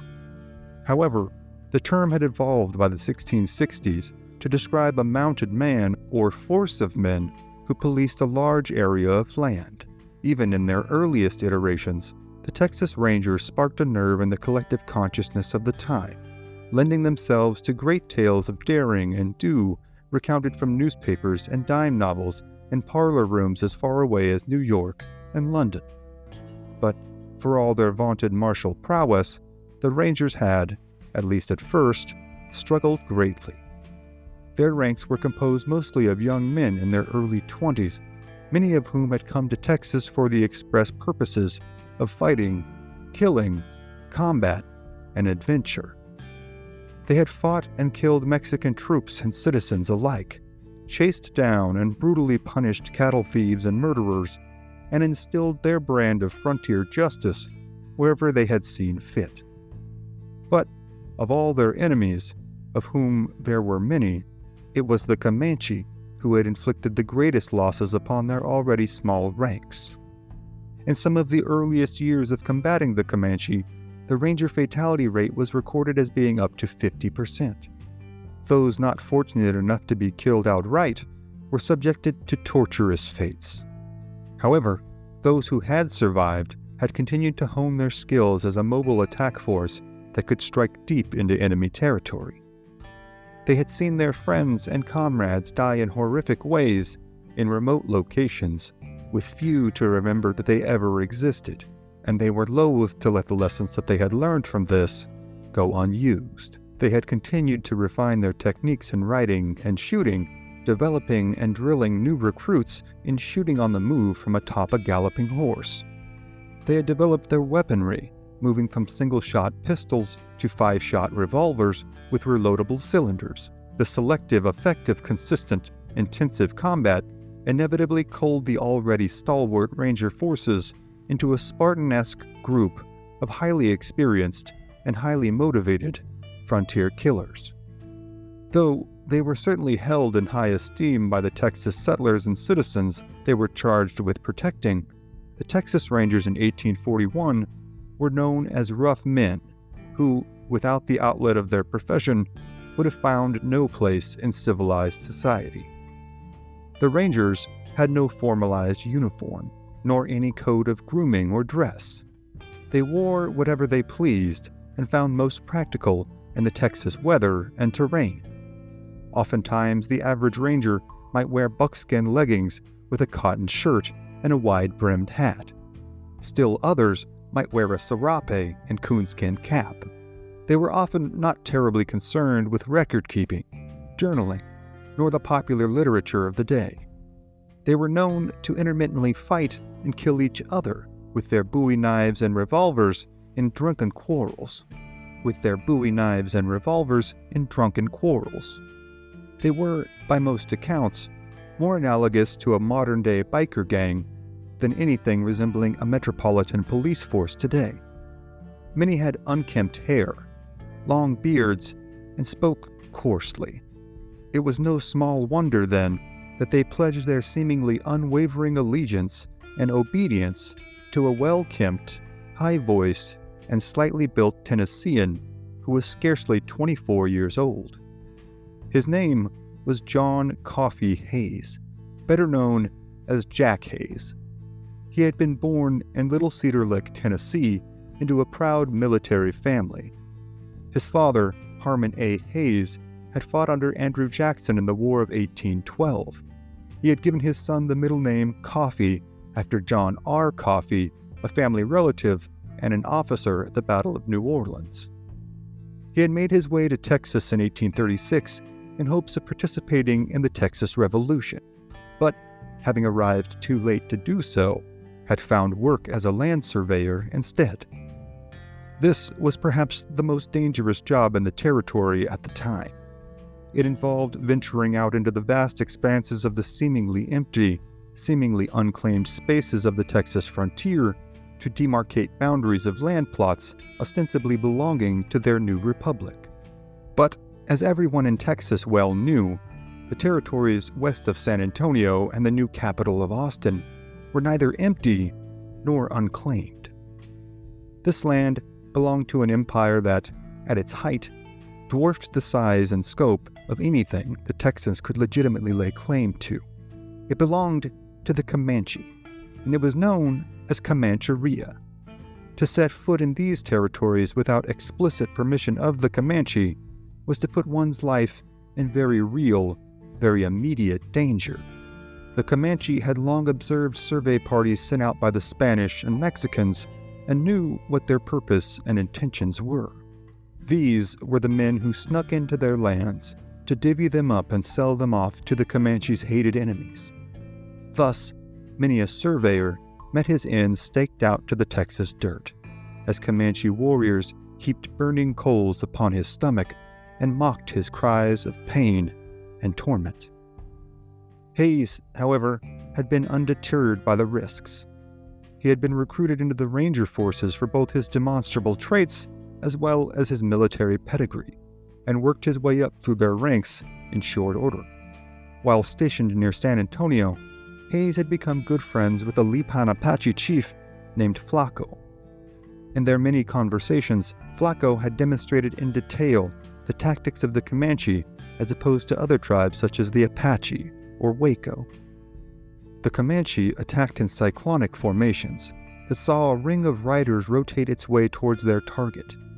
Every time a warrior reached the point in his rotation where he was nearest the target, he would loose his arrow before his path continued to carry him to the rear of the formation, granting him time to reload and strike again on his next turn.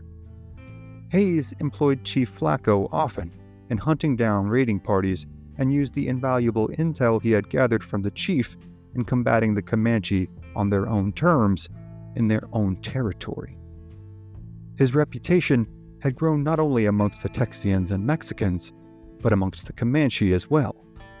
They deemed him heap brave and referred to him as Captain Jack, which they pronounced Cap'n Yak, or Bravo too much, meaning too brave.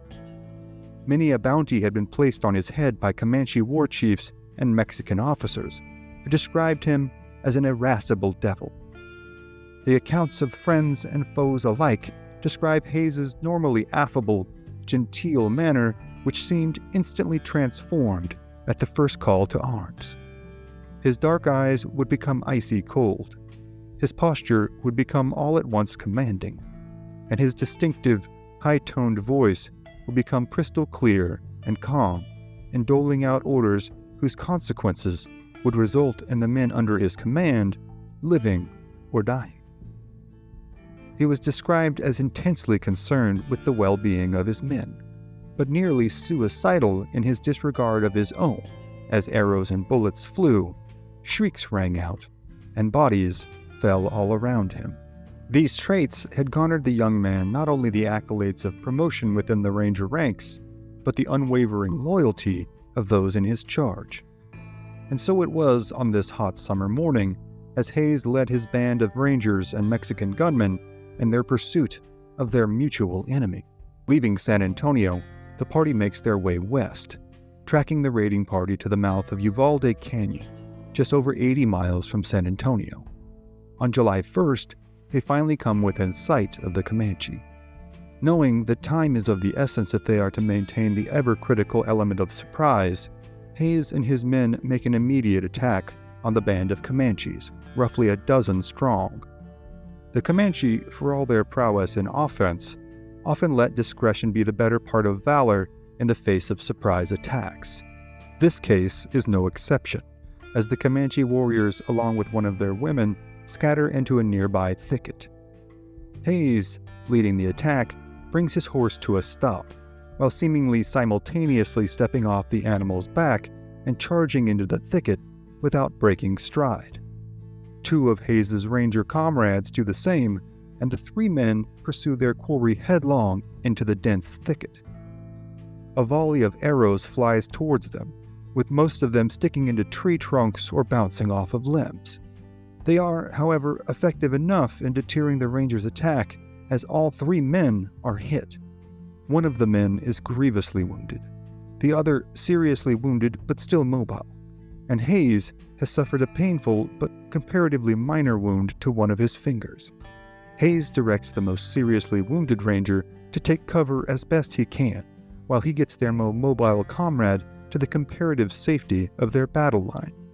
Hayes manages to do this, then returns to the thicket with a double-barreled shotgun in order to retrieve his more critically wounded ranger cohort.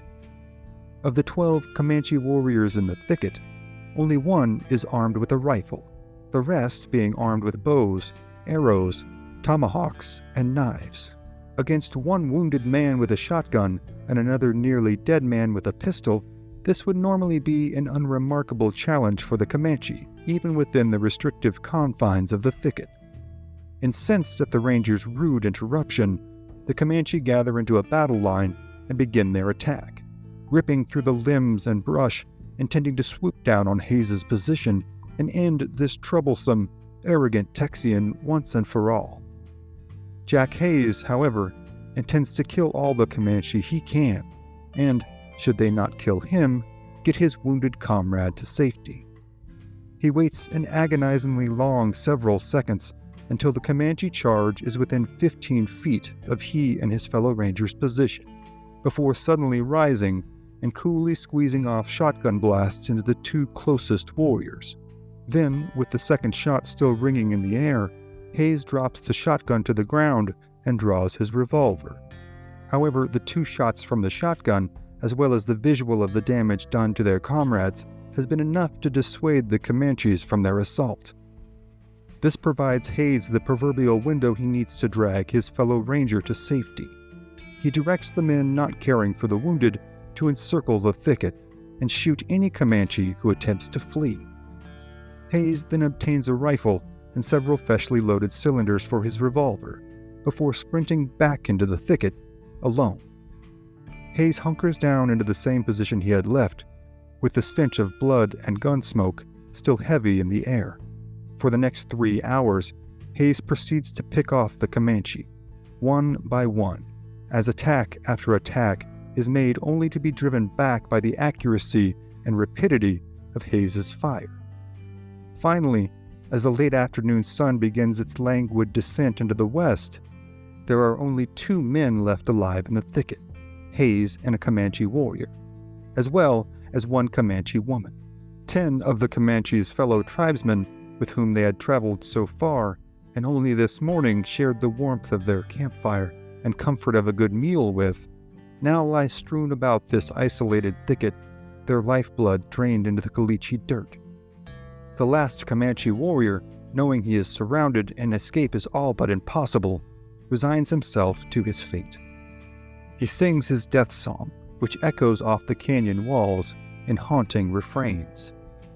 The warrior then steals his mind, informs the lone woman left with him that she will be taken prisoner soon and that she must conduct herself honorably and stay strong under the cruel yoke of the Texian intruders. Then he takes a deep breath, nocks one of his arrows, and begins to maneuver his way towards Hayes' position, intent on at least taking his pound of flesh from the Texians before entering the next world. Hayes, now sweat-soaked and covered in dust and blood, has been waiting. Though he has managed to kill all 10 of this warrior's comrades, he knows the fight is not over until either all of the Comanche are dead, or he is. Again, Hayes hunkers down as the thudding of footsteps and crashing of limbs nears his position. Finally, when the last warrior comes within 15 feet of his position, Hayes rises and takes aim. This time, though, he does not manage to get off a shot before his enemy. The Comanche looses his arrow at the same instant Hayes' revolver sends out a cacophonous retort. The arrow whips through the air, grazing Hayes' shoulder and knocking him to his back. The Comanche warrior is struck in the torso, but continues his attack, knife in hand. Hayes manages to pounce to his feet, and with the warrior mere feet away, empty his remaining 4 shots into the Comanche, ending his last fight for good. The woman is taken prisoner. The horses recovered, and the Comanche's bodies left to the desecrations of the wolves and coyotes. Hayes would go on to many more fights with not only the Comanche, but with the Mexican army, the Apache, and even the Paiute. He would ultimately move to San Francisco, where he would be named sheriff and amass a substantial fortune via ranching and real estate. Until his dying day, he would retain the respect of many of his staunchest former enemies, so much so that, upon hearing of the birth of Hayes's first son, the Comanche chief Buffalo Hump sent the ranger captain a golden spoon as a gift for his new baby. Hayes would go on to become one of the original members of the city of Oakland. He would ultimately pass away at the age of 66 and is buried at the Mountain View Cemetery in Oakland, California. The Comanche, though they had borne the brunt of this particular engagement, would go on to expand their empire, living as lords of the Southern Plains until the 1870s, when they were finally relegated to the doldrums, discontent, and perpetual disrespect of reservation life. The fight for Texas, perhaps more so than any territory in the whole of North America, was a bloody, unforgiving, grief-soaked, and violence-driven affair. The tales of triumph, tragedy, hopes gained, and lives lost are too numerous to cover in one episode. And while all are tales worth remembering, for tonight, they are other stories for other times.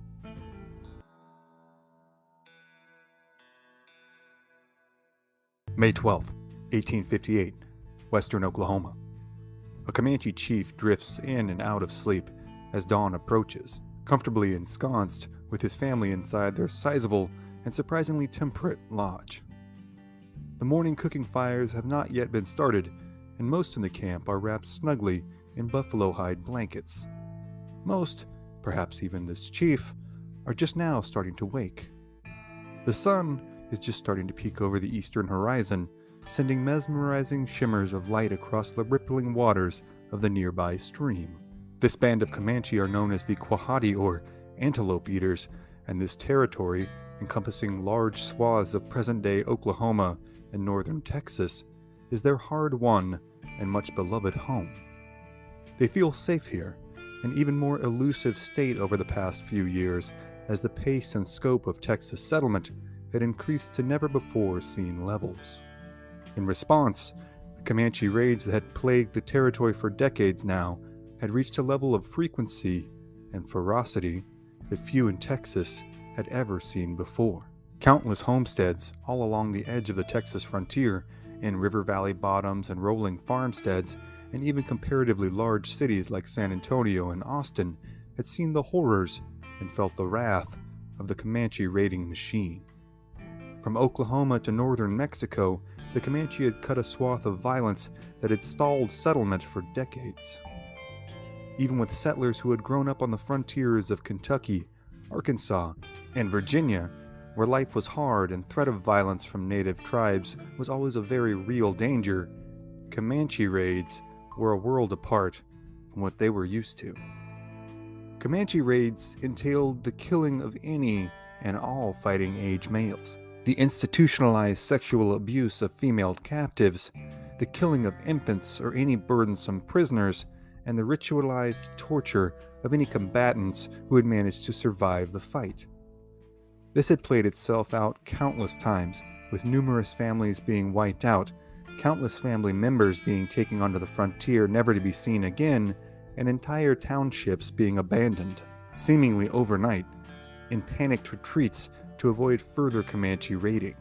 Perhaps one of the most bizarre and presumably unsettling sights these survivors reported seeing was that of a Comanche chief adorned not in just a headdress and war paint, but in an armored steel breastplate.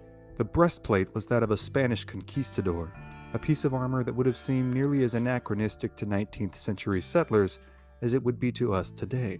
The popular legend was that it had been taken from a dead conquistador after a hard-fought, lonely battle somewhere on the desolate frontier had proven to be his last. It may very well have been traded for or acquired from another tribe, one of the many who had been driven off or all but eliminated by the Comanche. as part of the spoils of their victory. Though the origins remained dubious, its effect in contemporary combat and raiding was undoubted. Not only did the chief, known as Puhihitswa, or Iron Jacket, present a terrifying figure, he was afforded at least some measure of protection from small arms fire. His reputation within the tribe had grown through his successful recruitment and leading of raiding parties and the acquisition of horses and prisoners. It was, in fact, widely believed that Iron Jacket's armor made him invincible to the bullets of the Americans, Texans, and Mexicans. This band had been raiding the Texas countryside around what is today Brownwood, Texas. They had struck swiftly, killed many settlers whose names are now lost to history, wrought their usual havoc, and made off for their home country, some 300 miles to the north. Iron Jacket and his fellow Quahati felt safe this far away from the white settlements. They believed they were now so far onto the prairies, they were safe from any Texan attempts at reprisal. This appraisal of the situation is understandable, as the rolling, open grasslands of the Great Plains had proven such a formidable barrier against any consequential expansion for so long. The plains were featureless to the layman's eye and seemingly bereft of any usable resources to the uninitiated. This is not to say that the occasional pursuit of Comanche raiders had not been made far into the open grasslands, but, more often than not, they had ended with the pursuers either killed by the Comanche or lost, stranded, and left to die of hunger and thirst in a seemingly endless ocean of land. But in the midst of all the raiding and turmoil, the Texans had been learning. More specifically, the Texas Rangers had been learning. They had been fighting the Comanche for decades now, and presented some of the only substantial resistance to the lords of the southern plains. They had been founded on October 17th of 1835 as a sort of hybrid force of military and law enforcement meant to combat raids from bandits, Mexican army forces, and, most notably, Comanche raiding parties. In the intervening decades between then and 1858, they had made extraordinary leaps in their skills, tactics, administration, and public relations. And, conversely, during this time, they had taken several sizable steps backward in virtually all of these areas. Their casualty rates often ranged near 50%. They were perpetually underfunded, either vilified or lionized in all popular publications, and had disbanded entirely and then reformed more than once. Now, the newly elected Texas governor Hardin Richard Runnels, under pressure to make good on his campaign promises of putting a stop to the incessant bloodshed on the Texas frontier, had directed a force of rangers to pursue any and all known hostile native forces. On January 28th of 1858, Governor Runnels sent his official dispatch to his hand-picked ranger captain, the legendary John Salmon "Rip" Ford. It read, "I impress upon you the necessity of action and energy. Follow any trail and all the hostiles or suspected hostile Indians you may discover, and, if possible, overtake and chastise them if unfriendly." Ford had expected the directive for some time now, and he was quite ready. Though he had spent much of the previous 6 years in pursuit of political and entrepreneurial pursuits, Ford was an experienced, battle-hardened, and classically educated Ranger veteran. He had been born in South Carolina in 1815, grown up in Tennessee, and moved to Texas in 1836. He had studied law, practiced medicine, and ridden with the Texas Mounted Rifles in the Texas Revolution. He had joined the Texas Rangers in the 1840s, ridden with legendary fighters like Bigfoot Wallace, Ben and Henry McCulloch, Matthew Old Paint Caldwell, and Jack Coffee Hayes.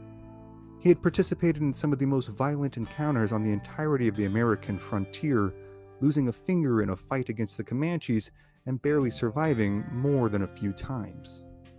He had acquired the name Rip during the Mexican War, where he served as a lieutenant and medical officer. In charge of notifying family members of the deaths of their beloved servicemen, Ford's repeated signing of RIP or RIP in the postscript of his official signature, garnered him the unfortunate moniker. In recent years, he had made his home in Austin and was known as a devout Sunday school teacher, newspaper publisher, and sometime playwright. But after the harrowing summer of 1857, he had now found himself called upon again to fight the Comanche. Ford and his Ranger contingent had wintered at Fort Belknap, northwest of modern-day Dallas. Here, they had trained in the rapid-fire tactics that would be their only hope on the vast expanses of what was then known as Comancheria. Rip Ford had been hired to reinstill some of the institutional knowledge that had been lost since the days of Jack Hayes and his lightning-fast, seemingly fearless head-on attacks. Many young Rangers had died hard deaths in the intervening years, falling prey to Comanche tactical traps such as feigned retreats or being caught and unfortunately killed in masterfully planned and horrifically violent ambushes. While Ford made his Rangers combat ready at the fort, a trusted Tonkawa scout named Kichi ventured out into the open expanses of the Northwest.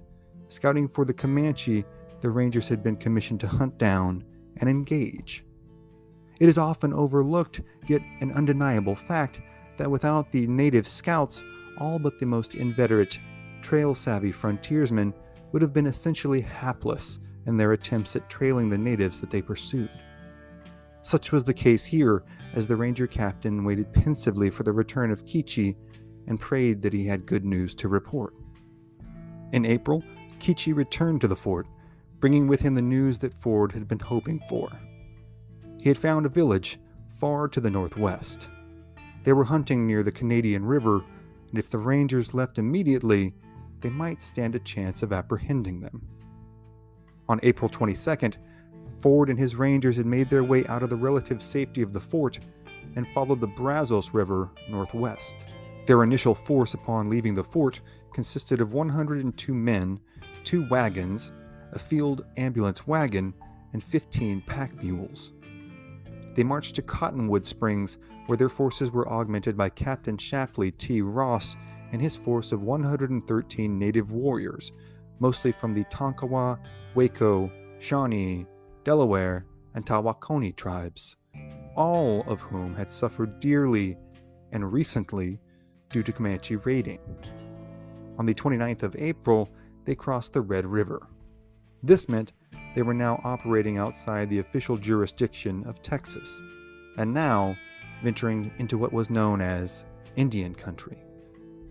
The Rangers and their allies all traveled light as a general rule while on the trail. Sundries and rations were often eschewed in favor of more ammunition and weapons. This meant that substantial portions of their daily caloric intake came from the game they were able to hunt along the way. Deer and rabbit were common fare, but buffalo was most prized, and in 1858, most plentiful. On May 10th, some of the scouts who had killed a buffalo noticed that Comanche arrowheads were lodged in its flesh. Though it had fallen to these scouts' efforts, this animal had recently, narrowly, escaped becoming food for the Comanche. This meant the Comanche were close. Scouts were sent to fan out across the countryside in hopes of spotting where the Comanche were hunting. The camp of Rangers and native warriors now sensed the fight was close. They waited with bated breath as the scouts conducted their reconnaissance. The scouts returned with news that they had spotted a Comanche hunting party and trailed them to the camp on the Canadian River. Now, they had to move fast before the Comanche discovered them. As Iron Jacket slept in his warm lodge only a few miles away, Rip Ford roused his Rangers and native forces from their fitful sleeps in yet another cold camp. As they checked their weapons and saddled their horses, the native warriors among them wrapped their heads in strips of white cloth in order to dissuade any potential friendly fire from overzealous Texans. Kichi, their revered scout, had reported there to be 2 villages, one smaller and composed of 5 lodges. The second, much larger village was across the river and composed of about 350 warriors, not including the women and children. The Rangers and their native allies then broke camp, leaving the 2 wagons, the field ambulance, and pack mules under the care of a guard commanded by Ford's 73-year-old father, Captain William Ford. The force rode 6 miles in the dark, making their way to the small villages first. At 7 a.m., the chaos and killing began. The initial charge was made, with the Rangers and their allies pouring into the village, killing any warriors they could. 2 Comanche had escaped, however, and were now riding hard for the larger village across the river, some 3 miles away. Ford and his Rangers and most of their native allies continued the chase, intending to cut down the fleeing Comanche before they could alert the larger village. Many of the Tonkawas, though, stopped. Of all the native peoples in the multicultural contingent, the Tonkawas had perhaps the longest standing and most deeply rooted hatred for the Comanche. For decades now, they had borne the brunt of the Comanche incursion into central Texas and lost many of their friends and family members to Comanche atrocities. While the Rangers and most of their allies rode on, many Tonkawa looted, burned, and killed any Comanche that they could. As the screams of the first village faded behind them, Ford and his remaining forces slogged across the Canadian River. Many had to dismount, and some even became stranded afoot after losing their horses. They were left to chase their mounted comrades, all in a desperate race to hit the Comanche camp before the Comanche camp could mount a defense and counterattack. But, much to their dismay, the 2 Comanche who had fled the smaller camp were indeed able to make it to the larger camp in time to warn their people of what was happening. Iron Jacket had likely been warming himself next to his morning campfire when the 2 Comanche came barreling into the camp, screaming and pleading for help. There would have been no time to waste, as the chief gathered his weapons, ordered his children to help his wives making the camp ready to move, and then donned his prized Spanish armor. Then, he and his fellow warriors were off, riding out of the village at full speed with the intent to not only thwart the Ranger attack, but to kill any and all that they could. The Rangers' native allies had beaten them to the village by a few hundred yards, and thus were the first to receive the Comanche reprisal attack. For all their vaunted martial superiority, though, on this day, the Comanche were unaware of a particular advantage held by the white headband-adorned Wacos, Shawnee, Delaware, Tawankoni, and remaining Tonkawa. They had been equipped with repeating rifles and 6-shot revolvers. While this may have been a safe assumption when attacking any Ranger force in 1858, it was a shock to many of the Comanche that the natives riding with the Rangers had also been complementarily endowed with such formidable firepower. As the Rangers closed the ground between themselves and their allies as quickly as possible, Ford and his lieutenants exhorted them to shoot the oncoming Comanche. A volley was soon poured into the Comanche forces from the native allies, and Iron Jacket and his horse fell dead. This left the remaining Comanche warriors in a momentary shock, as most among their band truly believed Iron Jacket to be invincible from bullets when clad in his famous armor.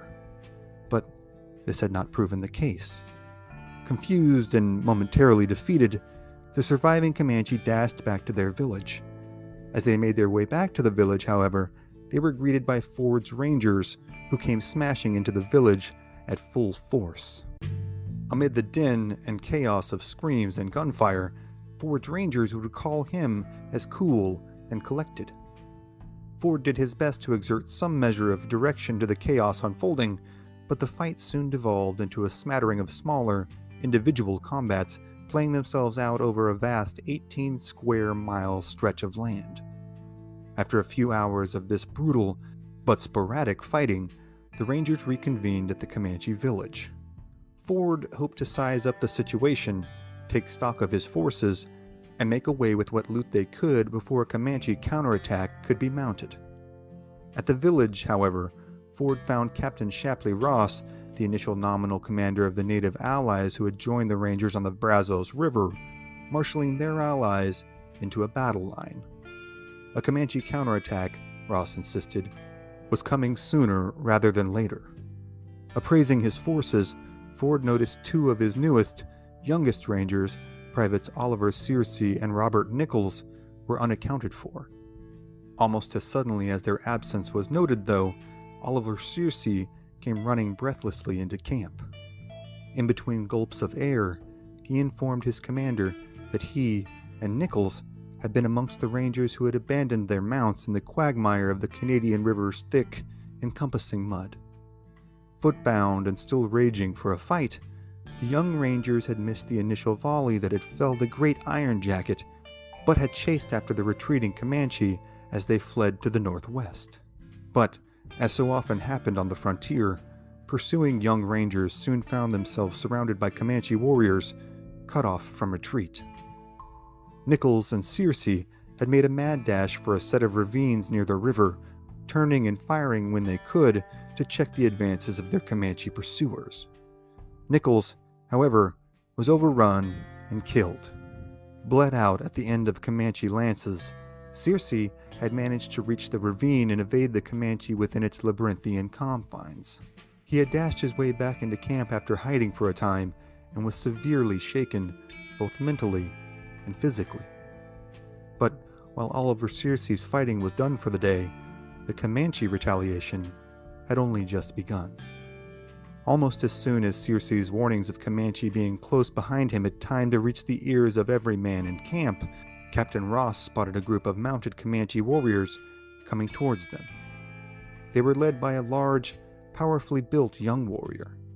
His name was Nocona, and he was the son of Iron Jacket and a much respected and well-known warrior himself. As Nocona and his warriors deftly maneuvered their ponies through a thicket on the side of the bank sloping down toward the river, Ross convened with Ford and his native forces as to what their next move might be. Ross was worried the Comanche, under the leadership of this new, younger chief, might be able to secure a position on the high ground behind the Rangers' new captured campsite. However, he was resolutely informed by one of his Tonkawa scouts that he needed to fear not. The scout then mounted his horse and rode, with only spear and shield in hand, into the open ground between the Comanche and Ranger positions. What happened next seemed nearly as unbelievable to the Rangers present as a scene from medieval antiquity. The lone Tonkawa began shouting taunts at the Comanche force up on the ridge. He said, "We have nothing to fight for. We have some of your women and children captives. Also, we have your wigwams, your buffalo meat, and your horses. You come down. You have something to fight for." For over half an hour, the Comanche and native allies of the Rangers engaged in one-on-one taunting battles, followed by charges and bouts of hand-to-hand combat between warriors clashing on horseback. This clash presented not only a unique sight, however, it was also a tactical break that Ford needed. He commanded a detachment commanded by Lieutenant Allison Nelson to flank the Comanche position and cut off any routes of retreat that they might have had. Ford then had the native ally forces recalled to the village in hopes of marshaling his forces for an all-out frontal assault on the Comanche position. However, this, as much of the rest of Ford's plan thus far, did not go entirely as he intended. A force of bloodthirsty Tonkawa could not be detained, and their premature attack alerted Nocona and his Comanche to the Rangers' intentions. With the Comanche intention of drawing attention towards themselves and enabling what was left of their wives and children to escape being accomplished, Nocona now saw no need to stand and fight any further. He led his forces on a retreat over the rolling hills with the Tonkawas in hot pursuit. Ford, meanwhile, was informed by a captured Comanche woman that an even bigger camp lay a number of miles away, under the command of the famed and feared Buffalo Hump. This would likely be Nocona and the other survivors' destination, and a much larger, much deadlier counterattack would likely come soon. Now, seeing a tactical egress to Texas territory as his most prudent option, Ford ordered the prisoners, 16 in total, shackled, the wounded placed on the ambulance, and waited as the Tonkawa pursuers straggled into camp one by one. As they did, Ford noticed their horses laden down with Comanche hands, feet, and strips of flesh, all strapped to their mounts and flapping in the wind. Such was the deep hatred that fueled warfare on the plains. In all, 76 Comanche had been killed, with Ford losing only the young Ranger Nichols and a young Waco warrior who had been lanced by his Comanche opponent in the one-on-one battles. On May 13th, the force of Rangers and Native allies began their trek, wounded and prisoners in tow, back to the Brazos Agency. The force arrived on May 20th to widespread acclaim as a successful manifestation of the governor's new policies, but the war was far from over. Buffalo Hump and Peta Nocona would soon be riding roughshod over the entirety of the southern plains. Their retribution would be swift, harsh, and all-encompassing. Nocona would go on, in fact, to marry a kidnapped white woman named Cynthia Ann Parker. Together, the couple would have 3 children, one of which would become the legendary last chief of the Comanche people, Quanah Parker. But for tonight, those are other stories for other times.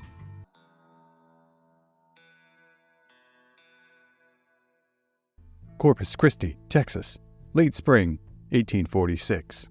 As the burgeoning township bustles with citizens going about their daily commerce and conversation, a man sits alone in a hotel lobby, seemingly unbothered, reading a handwritten note with as much regard as if he were perusing a mildly interesting article from one of the city's local newspapers. The note, however, brings gravely serious news. The dreaded Comanche, the mighty lords of the southern plains who, despite the incessant conflict between Mexico and the newly arrived Anglo settlers, are the true rulers of Texas, have once again been on a trail of wanton death and destruction. Very few times in the history of the Old West had any contending force been able to offer up more than a tacit defense against the highly mobile, highly skilled, and legendarily aggressive horsebound warriors. The man in the hotel lobby knowingly folds the note, places it in his jacket pocket, and moves out the door into the street, bearing the countenance of a man simply striking out on a morning stroll. However, the man's reputation belies his cordial, understated manner. His name is Captain John Coffee Hayes, better known as Captain Jack Hayes, and he is perhaps the most well-known Texas Ranger in the state. The note informs Hayes that a party of 600 Comanche warriors have spent the previous few days raiding settlements southwest of San Antonio. Now Hayes and the 40 Rangers under his command in the town of Corpus Christi make their way to the Medina River, west of the city of San Antonio. From here, they make their way north, to an area known as Bandera Pass. Finding the trail of the Comanche raiding party with the indispensable assistance of their native guides, the Rangers then make their way northwest, past the legendary landmark known as Enchanted Rock. It is concluded amongst the veteran Rangers and native scouts alike that the Comanche are headed west for a small lake located at the base of what is known as Paint Rock, a favorite watering spot for raiding parties. Hayes and his men now agree that taking the most direct route to the watering hole is their only hope of catching the Comanche before they are able to disperse upon the vast open plains of northern Texas. Hayes drives the men until well past midnight, even then allowing only a short rest until daylight. At sunrise, the party again pulls their stiff and sleep-deprived bodies into their saddles for another full day's ride across the undulating, limestone-strewn terrain. Finally, in the early evening, they arrive at the pictograph-strewn rocks that give Paint Rock its all-too-apt moniker, and Hayes and his men come upon the large pond that serves as the noted watering hole. Seeing themselves to have arrived before the Comanche, the Rangers and Scouts hurriedly make their way to a small thicket of willow trees located on the northern end of the pond. The thicket, replete with a thick underbrush, will serve as the Rangers' hiding spot as they wait to ambush the Comanche. As night casts its shadow over the whole of the landscape around them, Hayes posts sentries to keep watch, and orders the rest of the men to sleep as well as they are able. In what must seem like a literal blink of the eye to most of the men, the first rays of sunlight are soon peeking over the eastern horizon. Soon, after the sun begins to rise in earnest, the silhouettes of several dozen Comanche warriors, herding their stolen horses, can be seen making their way towards the pond. The morning is typically muggy, causing a small fog to form around the pond itself. In whispered tones, Hayes instructs his men to wait for his command to fire their initial volley.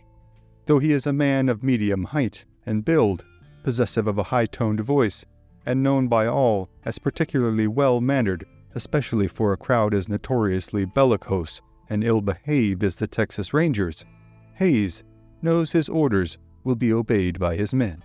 Though he cuts a unique figure on the rough and tumble edges of bleeding Texas, Jack Hayes has earned his respect, admiration, and loyalty from this lot of hardscrabble men. The Comanche as well are well aware of Hayes and his Rangers' efforts to stem their tide of raiding. It is well known throughout the whole of Texas that the scalp of any Texas Ranger is highly coveted by the Comanche, and that the scalp of Captain Jack Hayes is perhaps the most sought after in all of what the Spanish of centuries past had termed Comancheria. However vaunted his reputation, though, Hayes, and every man in the thicket, native scout and ranger alike, knows that they are now in a mortally dangerous situation, one in which the element of surprise and maintaining an offensive attack will spell the difference in their surviving the day or suffering a brutal demise at the hands of the Comanche. For an agonizing few minutes, the Comanche, riding in a spread-out, loose formation, make their way towards the watering hole. Finally, when the Comanche are mere yards away, the morning air is cut by the shrill Tennessean accent of Jack Hayes, shouting, "Fire!" The Rangers and Scouts let loose their initial volley from their single-shot rifles, but several of the shots missed their mark in the morning fog. A few of the unsuspecting Comanche are knocked from their horses, most soon lying still in death. Their comrades, unable to rescue them in the fray, retreat to outside of rifle range and wait for the sun to rise fully to illuminate the battlefield. As the ground becomes more and more visible to the Comanche, they discern from the Rangers' tracks that the Texas party is far smaller than their own. They see their odds as favorable and decide to proceed with a head-on assault on the willow thicket. Just as soon as the sun is visible in its totality, Hayes, the veteran Rangers, and Scouts see the Comanche chief don his headdress and exhort his men to bravery and ruthlessness in the coming charge. As the Comanche, still outside of rifle range, marshal their forces into a long, single line, Hayes instructs his men, at the mercy of their single-shot rifles and relatively new revolver pistols, to pick one warrior, take careful aim, and shoot them down. Every shot must count, he reminds them, or they are sure to be overrun. Then, for an all-too-brief moment, the men in the thicket find themselves near mesmerized by the nearly medieval spectacle before them, one that has struck terror throughout the frontier for nearly 2 centuries. The Comanche are armed with stout, short bows, similar to those used centuries before by Genghis Khan and the Mongols on the vast steppes of the Central Asian plains. Comanche lances, used primarily for spearing running buffalo from behind, measure roughly 14 feet in length and are just as deadly in combat against humans. Comanche shields are notoriously sturdy and often able to deflect bullets when held at the correct angle. Some of the warriors are also armed with rifles acquired from trading and raiding. Hayes and his men are not yet armed with the Walker Colt pistols that will spell a deciding difference in many fights yet to come. Instead, they possess that weapon's predecessor, the Patterson Colt revolver. Chambered in .44 caliber, the revolver possesses a rotating cylinder holding 5 shots. These cylinders must be detached to be reloaded, and thus the Rangers carry several preloaded cylinders. For a few brief moments, some of the Rangers hold the hundreds of advancing warriors in awe. Riding in front of the formation is the chief they had first seen on the horizon. The chief wears a fringed buckskin shirt, adorned with silver ornaments, along with a buffalo headdress complete with a tuft of buffalo hair at the front to hide his face. The warrior carries a large shield and spear and bears the countenance of a man keenly familiar with the perils of combat. At first sight, Many among the Rangers feign a reticence to fire upon the advancing Comanche, remarking that they are, quote, too pretty to shoot. However, their hypnotic fascination is soon broken when the warriors break into a headlong charge, heading towards the northeast corner of the thicket. The Rangers again hold their fire until the Comanche are within range, as war whoops and the rumble of galloping horses fill the air. In their classic formation, the Comanche now advance in a cyclone, whirling towards the Rangers in a circular motion, with each warrior loosing their arrow at the moment they are closest to the Ranger position, before continuing their pattern to the back of the formation, only to reload and fire again on their next revolution. The charge continues forward, with hundreds of arrows pouring into the thicket. Then, as suddenly as the charge began, all other sound is momentarily drowned out amid the torrent of gunfire and smoke that fills the air. Dozens of warriors fall to the ground, their riderless horses charging onward towards the Ranger line or following their cohorts back into the fray of the Comanche formation. The Comanche now deviate their path of attack southward, attempting to sweep around the backside of the thicket. This serves to distract the Rangers, as the wounded Comanche now make desperate, pitiable attempts to crawl their way to the cover of the cliffs of painted rock. The second attack is diverted as well, with another round of cacophonous gunfire from the thicket, and the Comanche, momentarily reeling, move back to the cover of the cliffs to regroup and tend to their wounded comrades. For several nerve-wracking minutes, the Texans and native scouts in the thicket can only reload and wait in a tense silence for another imminent Comanche attack. Suddenly, the Comanche war chief again appears on the horizon of the cliffs, followed by hundreds of charging warriors, seemingly more intent on dislodging and killing their quarry than ever before. Again, Hayes reminds the men to make their shots count, and again the Comanche charge the southern edge of the thicket, with Hayes and his men holding their fire until the Comanche are within mere yards of their position. This charge, too, is rebuffed, and the Comanche retreat to the northern end of the lake to again convene and decide on their next course of action. They decide that a lance charge is in order. They will close ranks with the Texans and scouts in the thicket and kill them at close range. Another charge is made, with hundreds of warriors streaming towards the ensconced Ranger position. Again, they are driven back by their enemy's precise fire.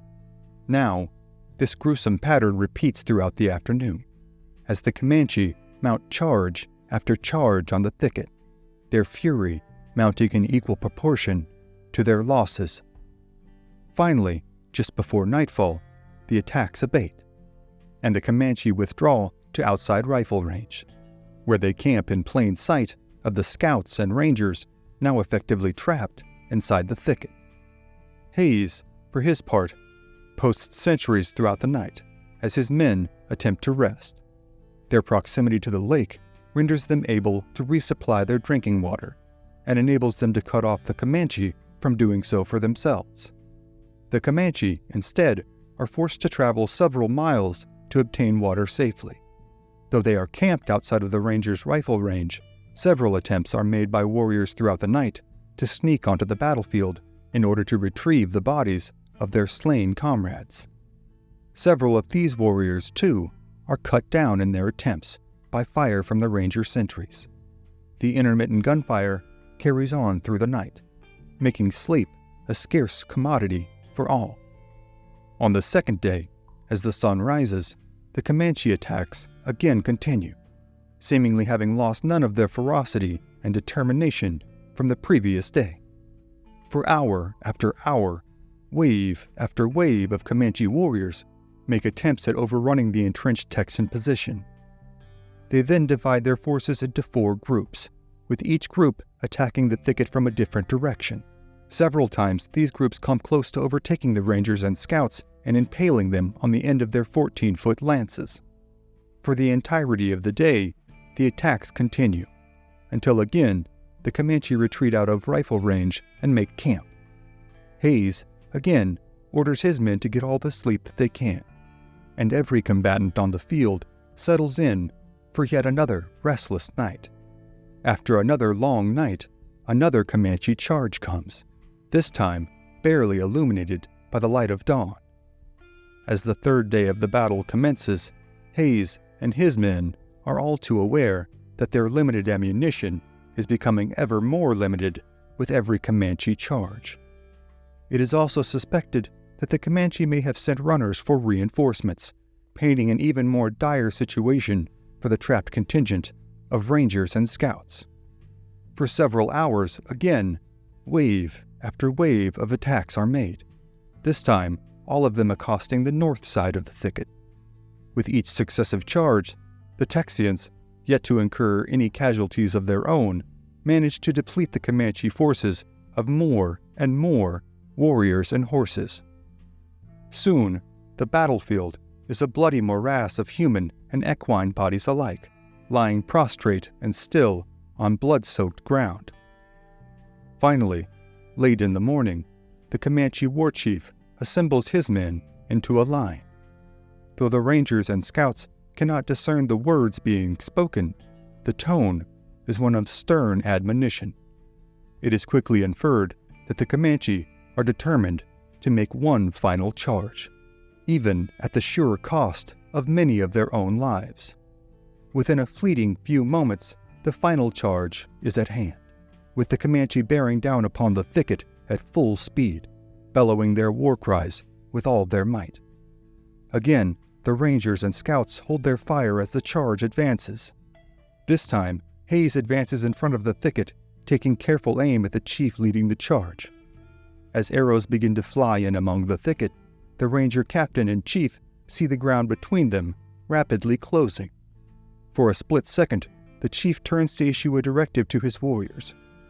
This, however, is the opening Hayes has waited for, as it momentarily exposes the chief's torso from behind his sizable shield. With the retort of Hayes's rifle, the chief falls to the ground, irretrievably caught in the throes of death. His warriors, ever loyal to their cohort and leader, stop to attempt to assist him, and are peppered with gunfire from the thicket. As they mill about the edges of the battlefield, making a series of ill-advised attempts at retrieving their leader's body, one of the rangers rides swiftly onto the battlefield and, in a macabre scene, ropes the feet of the dead chief and drags his body back into the thicket to be rifled through by the victorious rangers and scouts. Though they are greatly disheartened and disgusted, the Comanche have no further desire to sacrifice their warriors and horses in an increasingly futile attempt to kill but a scant few trespassers in their territory. Soon, they disappear to the northwest. For several hours, Hayes orders the men to remain in their positions, in order to ensure that the Comanche retreat was not another tactical feint. Once this is assured, the rangers and their scouts are free to go about the grisly business of securing war trophies in the form of loot, weaponry, and scalps. One ranger has incurred an arrow wound to his forearm in the final charge, and one horse has been killed. In turn, over 100 dead Comanche are counted, with many believing there to be more killed warriors carried off by their comrades. Though the war between Texas and the Comanche will continue on for decades, this will be the last time Captain Jack Hayes engages them on the battlefield in Texas. For his part, Hayes will go on to command the Rangers in the coming Mexican-American War, before making his way to California during the Gold Rush. But the countless tales of violence, vengeance, ruthlessness, and courage in the history of Texas are, for tonight, other stories for other times.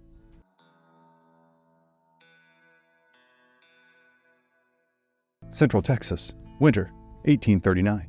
Texas Ranger Andrew Lockhart stands ensconced in a deadly fight, with bullets and arrows flying all around. Lockhart is part of an assaulting force of Rangers and Lipan Apache who have ventured here to the San Gabriel River, roughly 100 miles north of Austin, with the intent of pursuing and engaging a party of Comanche who have been raiding in the area in the previous few weeks. Now, with the Comanche being completely unaware of their presence and mostly just rising from a night's sleep, the Rangers have caught them off guard. All throughout the village, women and children scatter, Warriors attack and are shot down and clubbed, and war cries and death howls abound. However, Andrew Lockhart barely notices either the cacophony nor the danger about him, as he fires upon any warrior he can find, and screams, unconsciously and incessantly, for his daughter. "Matilda! Matilda! If you are here, run to me!" Again and again the desperate father screams, seemingly unconcerned with the actions of his cohorts or their commander. It has been nearly a year since he has seen the teenage girl, one in which he has slept little and thought of virtually nothing else but her welfare and rescue. Andrew Lockhart had moved to Texas from Illinois in 1828, settling in the DeWitt colony on the Guadalupe River. Here, he and his wife had raised their children, the eldest among whom being Matilda, who records hold as being somewhere between 14 and 16 years of age. The previous fall, Matilda and 4 children from the neighboring Putnam family, Rhoda Putnam, aged 14, James Putnam, aged 7, Elizabeth Putnam, aged 5, and Lucy Putnam, aged 2, had ventured out amongst the nearby pecan groves on the banks of the Guadalupe River to engage in the time-honored tradition of gathering pecans. While the group was concentrated on their task at hand, they fell victim to a band of Comanche raiders who had hidden themselves in the brush nearby. While the 3 youngest Putnam children, James, Elizabeth, and Lucy, were fallen upon and swept up by the Comanche within moments, Matilda had first attempted to make a break for their home, in hopes of alerting her father to what had happened. The cries of her friend Rhoda Putnam, however, caused her to lose heart in this pursuit and return to try and assist her friend in escaping. This fateful decision resulted in both of them being captured, and within minutes, all 5 of the terrified and crying children were strapped to the back of Comanche ponies. The party of Comanche and captives then made their way due west at top speed, traveling long and hard on the ever more sparse and unforgiving landscape. As they traveled, rescue efforts were already being organized, though to little effect. When the Putnams and Lockharts met later that day, both families in virtual hysterics over the state of their missing children, they found there to be frustratingly few options for retribution at their disposal. Though they certainly desired to pursue the Comanche immediately, doing so would leave the family members left behind in danger of a second attack. They would need assistance. This assistance would come in the form of Captain John Tumlinson, who arrived with his small surveying party of 6 men. Tumlinson and his men had been surveying the area west of San Antonio when they had narrowly missed being overrun themselves by the Comanche raiding party that had taken Matilda Lockhart and the Putnam children. When they arrived on the west banks of the Guadalupe River, they found all of the homesteads on that side. News of the abductions had spread like wildfire, causing those on the western side of the river to cross to the eastern side and congregate at the homestead of another DeWitt colony settler, William Taylor. Several of the men of DeWitt's colony and Tumlinson's survey party immediately organized a rescue party, crossing the river again and taking to the trail of the Comanche as quickly as it could be discerned. Though the men put forth their utmost efforts in pursuing the Comanche and the stolen children, it was soon apparent that these efforts were in vain. The children were gone, lost into the vast expanses of the Texas frontier, and it was very likely that they would never be seen again. It was well known amongst all of the settlers what kind of treatment would be in store for the captives, and now all the grieving family could do was wait, hope, and pray for their safe return. The children, meanwhile, were now tasked with surviving amongst a wholly new and harshly unforgiving reality. Comanche treatment of captives varied wildly with consideration to age and gender. Most captured infants were summarily and cruelly dispatched by the Comanche, who saw the care required for a child of that age as too much of a hindrance while on the rapid egress after their capture. Older children, however, after an initial period of ingratiation, were often adopted into the tribe. With notoriously low birth rates due to their nomadic, horse-bound lifestyle and an existence built entirely around hunting and warfare, the Comanche were often all too willing to adopt captives from other tribes, as well as Spanish, Anglo, and Mexican captives. Adult women would find themselves relegated to miserable existences as slaves, sexual and otherwise, to their captors. Men would generally be tortured to death via any number of unthinkable methods, such as stretching a victim out on the ground and heaping hot coals upon them, or slowly filleting them alive. In the case of Matilda Lockhart and the 4 Putnam children, their treatment would largely follow this protocol. The 3 youngest Putnam children, James, Elizabeth, and Lucy, were quickly adopted into the tribe, where they would live for many years. Rhoda Putnam and Matilda Lockhart, however, were afforded no such kind treatment. Though no record exists of their chastity being violated, physical abuse of other kinds abounded for both unfortunate young women. They were routinely made to travel from 50 to 75 miles a day on horseback over rough territory, forced to do the dirtiest jobs in camp, such as tanning hides and carrying water, and routinely tortured via beatings and burnings. While his daughter endured the hardships of life as a prisoner amongst the Comanche, Andrew Lockhart was left with the unenviable task of caring for his wife and remaining 8 children while attempting to keep abreast of any search parties being formed, or recent news of his daughter's whereabouts. It would be an entire year before word of a local party of Texas Rangers and Lipan Apache Scouts arrived at the Lockhart homestead, and Andrew Lockhart hurried out to join them. The Rangers were in pursuit of another raiding party of Comanche, who had again spent the preceding months incessantly raiding and killing the Texan homesteaders. Captain William Mosby Eastland had mustered 30 men from the nearby town of LaGrange, while another force of 30 men had been assembled in Bastrop, with this force being led by Ranger Noah Smithwick.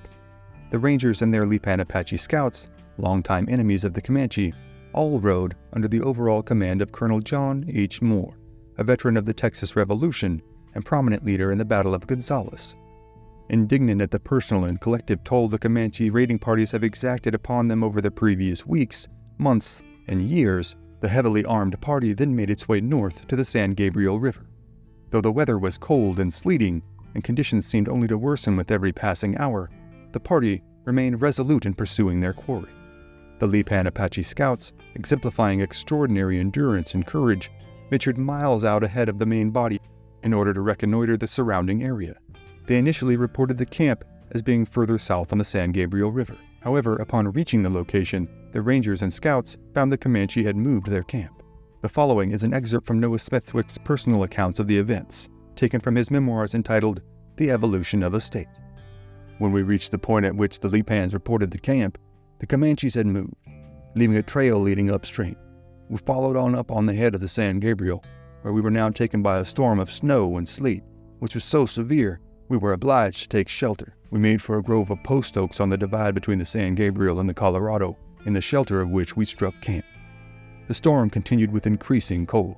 Some of the horses froze to death, and the Indians, loath to see so much good meat go to waste, ate the flesh.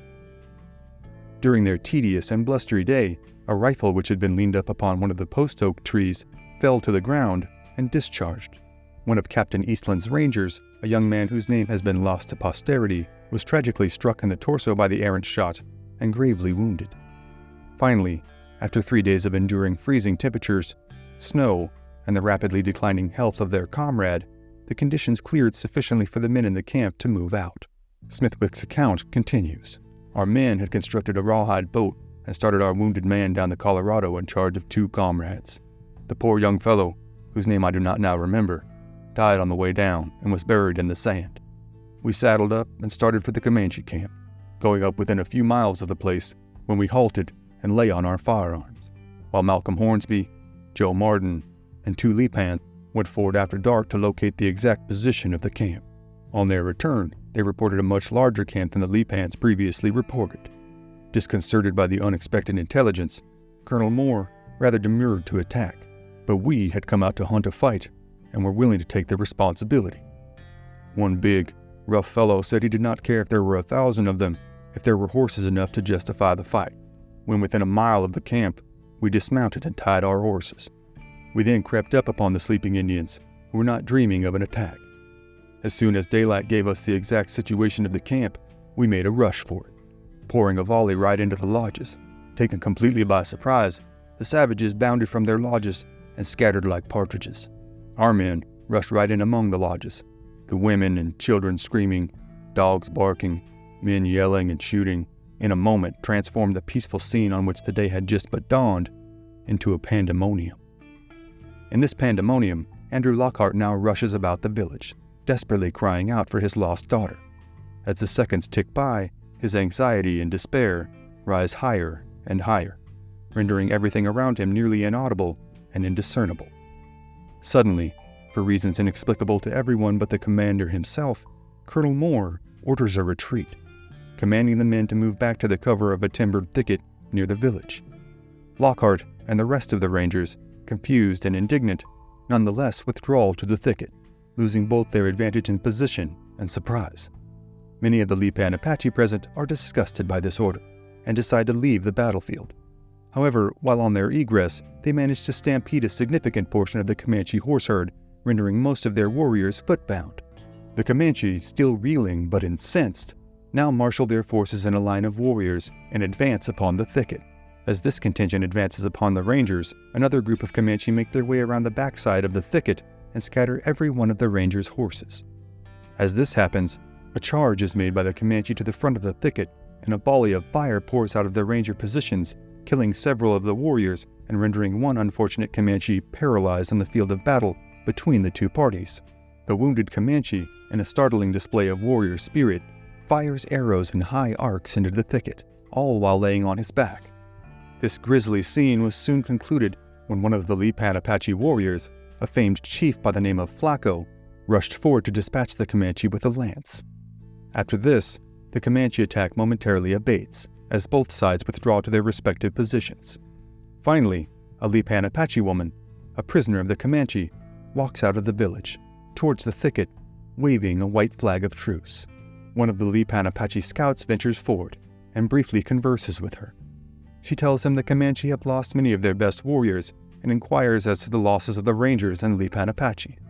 The Lipan Apache keenly informs her, in a cunning lie, that his party has not received so much as a flesh wound. This, however, is not true. Felix Taylor, a longtime Ranger, has been shot in the knee, and Joe Martin, who Noah Smithwick notes as one of our best men, has received a shot to the back, rendering him paralyzed from the waist down and in excruciating pain. He begs his comrades to dispatch him in the name of decency and mercy, but none abide his wishes. Martin then insists that he be given a pistol so that he may end his own suffering, but is told only to, quote, bear up bravely, and that he would be returned home. Now, the Rangers find themselves in an incredibly precarious situation. They are at least 100 miles away from the closest town in Austin, Texas, completely on foot, and with 2 wounded and immobile comrades in tow. Now, they must make their way back south, under the constant threat of Comanche reprisal. This reprisal, however, does not come. Though the party will indeed return safely to Austin, the specter of the tragedies related to the fight that day will loom large for weeks and months to come. Joseph Martin will make it home, only to perish a scant few weeks later from his horrific wound. And while Martin's agonizing demise is certainly the stuff of nightmares, it is Andrew Lockhart whose grief will only intensify. Noah Smithwick's account of Lockhart at the fight is all too humanizing in its tragic circumstances. I never felt sorrier for a man than I did for Colonel Lockhart, whose young daughter had been taken captive by the Comanches, and who we had every reason to believe was in that camp. His feeling that he was indeed so close to his beloved daughter would be proven tragically correct when, a little over a year later, Matilda Lockhart would finally be returned to her family in an exchange with the Comanche organized in San Antonio in the spring of 1840. Even this long-awaited reunion, however, would be marred by the cruelty and dehumanization that is inherently linked to human conflict throughout history. One account of her appearance that day, given by noted Texas luminary Mary Maverick, paints a visceral image of the severity and totality of the abuse wrought upon Matilda Lockhart during her captivity. She was in a frightful condition, poor girl. Her head, arms, and face were full of bruises and sores, and her nose actually burnt off to the bone, all the fleshy end gone and a great scab formed at the end of the bone. Both nostrils were wide open and denuded of flesh. She told a piteous tale of how dreadfully the Indians had beaten her, and how they would wake her from sleep by sticking a chunk of fire to her flesh, especially to her nose. Ah, it was sickening to behold, and made one's blood boil for vengeance. All of the Putnam children would eventually be returned, largely against their will. Even Rhoda, the teenage girl who was roughly the same age as Matilda, would go on to marry a chief and was loath to return to Anglo society. Matilda's return, however, would spark one of the most violent, calamitous instances in the history of the Old West, in what would come to be known as the Council House Fight, a veritable bloodbath in which Comanche were hunted down in the streets of San Antonio. In response to this, the settlements surrounding San Antonio and Austin were besieged for weeks by some of the most horrific attacks the Texans had seen yet. In the scope of Texas history, these events would mark only the early stages of what would become a decades-long war for the Lone Star State. We here at HOKC have covered some of these events before, and you can find links to our videos on the Council House fight as well as the Battle of Plum Creek in the description below. But the countless other tales of terror, tragedy, cunning, and courage are, for tonight, other stories for other times.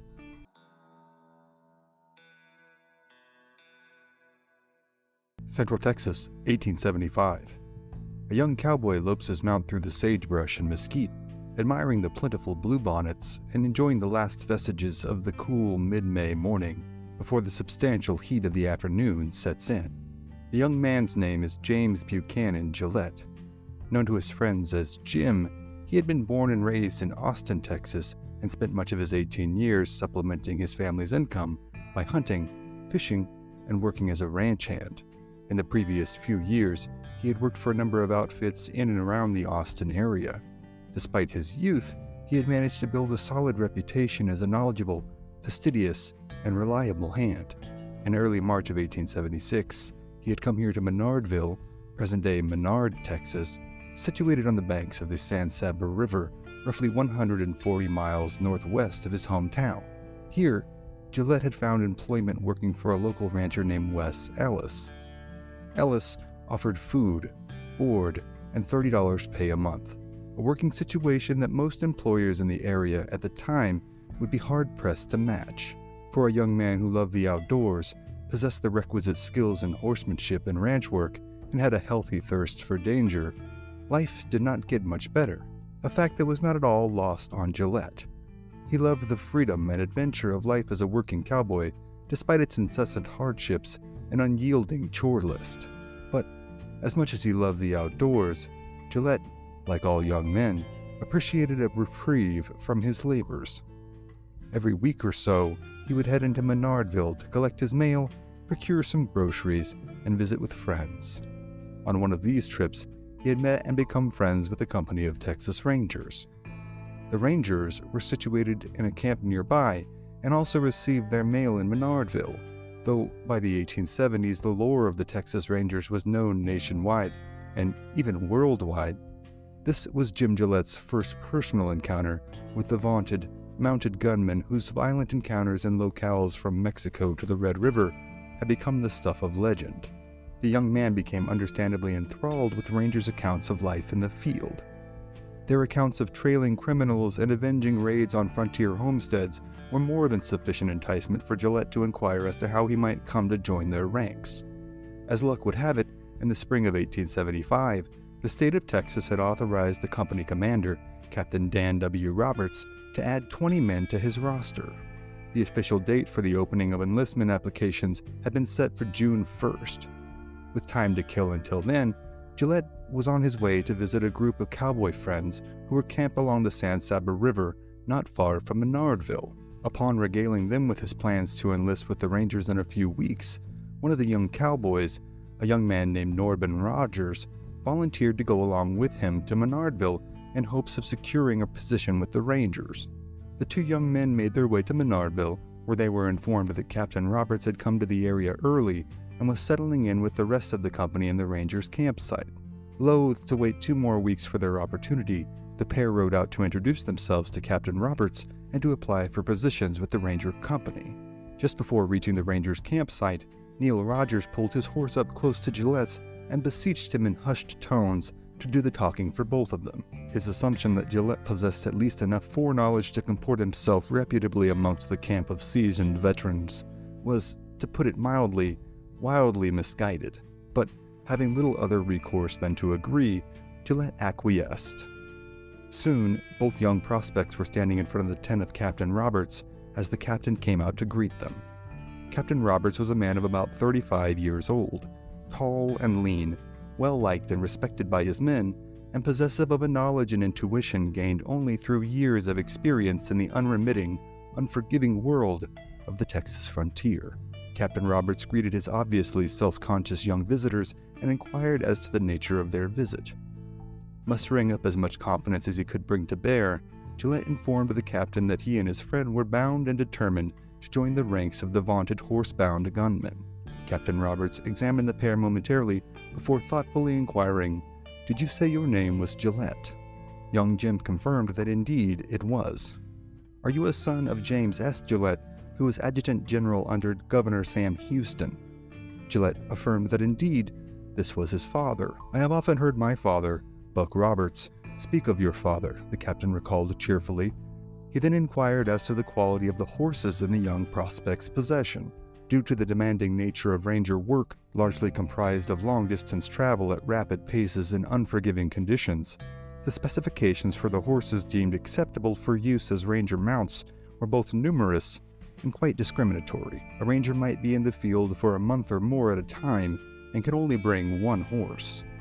This required an animal that could be ridden hard for days on end, on suboptimal feed, with minimal water. When the young Gillette informed Captain Rogers that he and his friends were in possession of 2 mare ponies apiece, the captain could not stifle his involuntary chuckle at the young men's naivety. The young men were informed that their mares were not allowed in ranger ranks, and they would have to return to town to procure more fitting mounts for the line of employment they were seeking. The pair of prospects hurriedly returned to Menardville, where they were each able to procure suitable mounts. Riding back to the ranger camp, the captain informed them that their mounts were indeed sufficient to any prospective ranger task. They were told to return on June 1st to be sworn into their new positions. At 10 o'clock in the morning on that day, Jim Gillette, his friend Norman Rogers, and 18 other Texan men from a variety of backgrounds and a variety of ages were formed into a line and formally enlisted as members of Texas's most famous and infamous law enforcement group. Immediately upon their swearing in, all 50 of the Rangers of Company D were divided into messes, 10 men to each mess.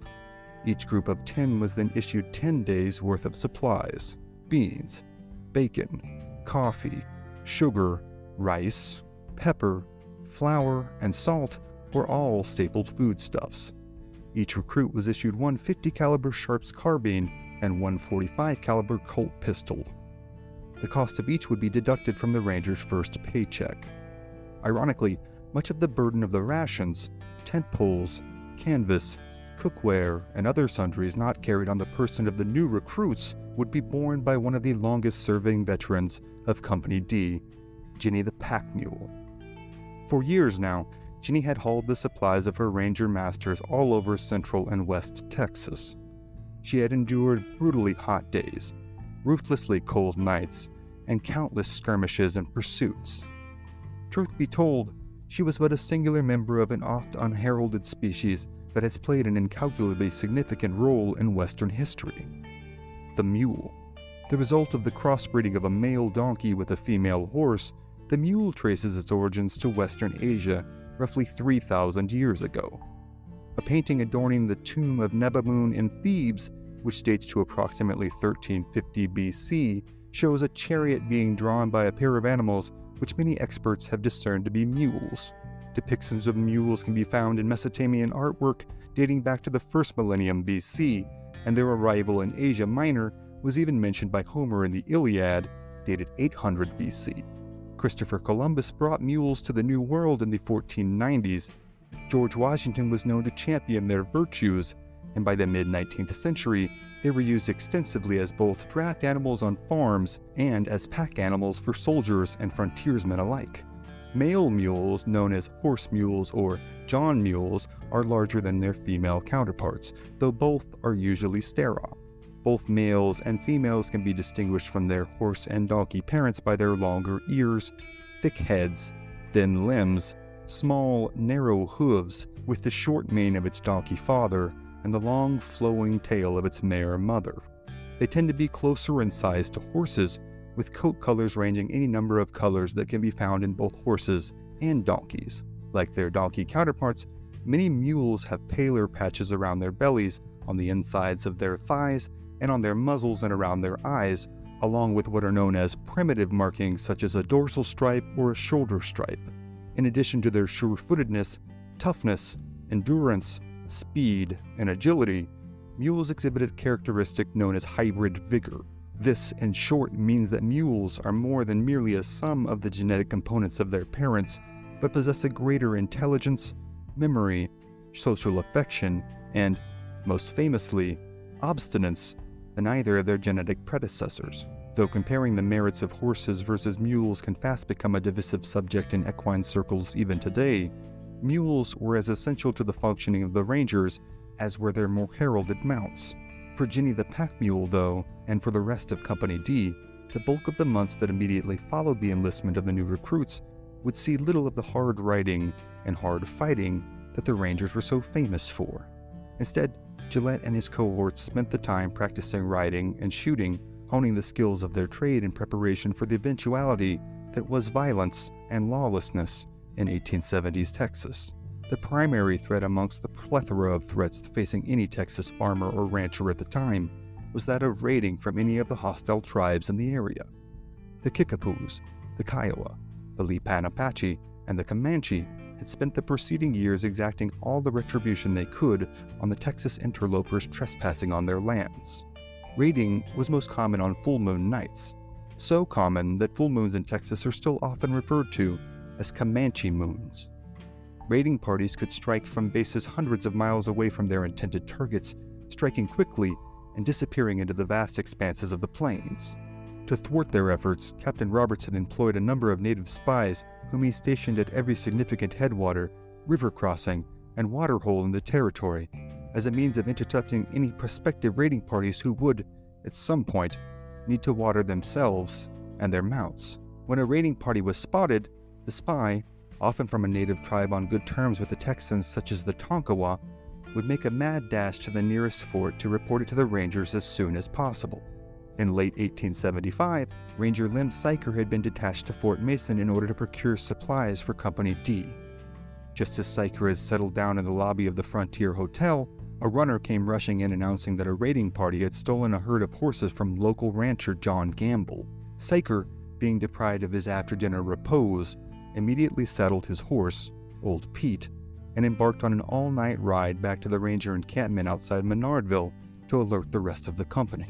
At about 8 o'clock the following morning, Syker and Old Pete made their way into the camp, alerting Captain Roberts and the rest of the men as to the situation at hand. The Rangers' horses had been turned out to graze for the day, and as they were being rounded up, Captain Roberts appointed 15 men to go in pursuit of the band of raiders. Among those selected was Gillette, who, like the rest of his detail, was issued 100 rounds of ammunition and 10 days' rations. Ginny the pack mule was loaded with the extra supplies and ammunition, and the contingent made as much haste as possible in making themselves ready to hit the trail. By noon, Captain Roberts was at the head of their single-file line, leading them north to where the San Saba River crossed Scalp Creek in what is today northeastern Menard County. Roberts had spent nearly 2 decades of his life in the Rangers up until now, and in that time had acquired the acuity and intuition born only of experience. He believed the raiding party to be heading north, towards the open prairie. Roberts also knew the raiding party would be moving at a pace unknown to all but the most hardened pursuers over rough, unforgiving country. This dampened his hopes of actually catching and engaging them, much less returning the horses to their rightful owner. However, he did not feel the task to be outright impossible, and thus the Rangers picked up their pace in hot pursuit. They crossed the San Saba River just north of Menardville, then turned north as their trackers discerned the trail left by the raiding party. The standard Ranger practice, employed here by Captain Roberts, was to detail their 2 best trackers to ride roughly 200 yards in front of the main body of Rangers, as the main body provided security. At roughly 1 o'clock in the afternoon, the party came upon a lone horse that had fallen behind and been left by the raiding party. The unfortunate animal had been cut by a lance and was nursing a lame rear leg. Captain Roberts discerned the animal to have been left by the raiding party at around sunrise that morning, as the animal's coat had a film of sweat that had dried in the intervening hours. The captain estimated the raiding party, whose tribal identity was still unclear, to be 35 to 40 miles ahead of them. Such a gap, the experienced leader knew, could only be covered in such rough country via a steady, dogged pace. They would, he said, either walk down their quarry or not find them at all. The party kept to the trail at their belabored pace, taking no time to stop for dinner. After covering an estimated 60 miles, reaching the famed Kickapoo Springs well after sunset, the party made their camp and watered themselves and their horses for the first time since crossing the San Saba River that morning. The next morning, they headed out again, this time turning southwest. After seeing no trace of the raiding party for the bulk of the day, many of the rangers became nervous that they had lost the trail altogether. The experienced captain chuckled at their doubt and again proved himself a prudential leader when the trail reappeared that afternoon. However, even the captain was in for a rude surprise the next morning. Upon going out to retrieve their mounts, the rangers discovered that they had camped smack dab in the middle of a bed of rattlesnakes who were now out warming themselves in the summer sun. Two of the rangers' horses, one belonging to Jim Day and the other belonging to the captain himself, had been bitten during the night.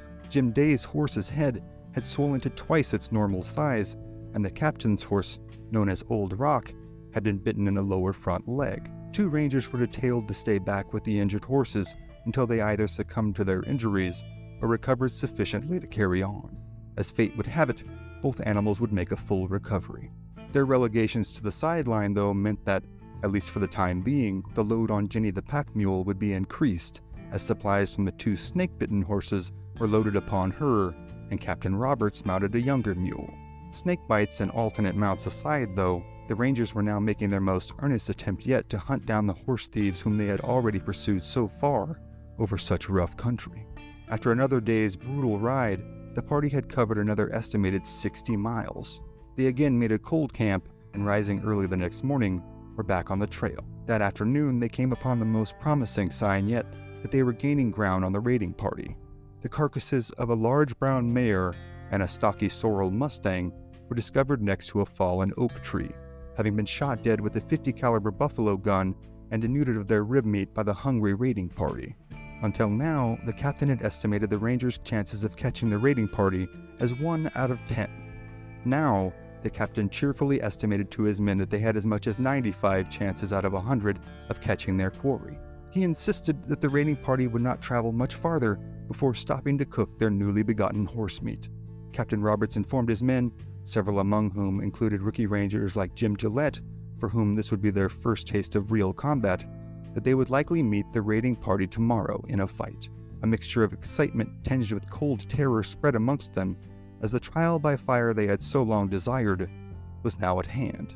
In his memoirs, Gillette makes no small matter in marveling at the captain's self-assuredness and his knowledge of the country and of the habits of the raiding party. The rangers continued their pursuit, following the trail west to the South Concho River, then northwest out onto the vast expanses of the mesquite-strewn Central Texas plains.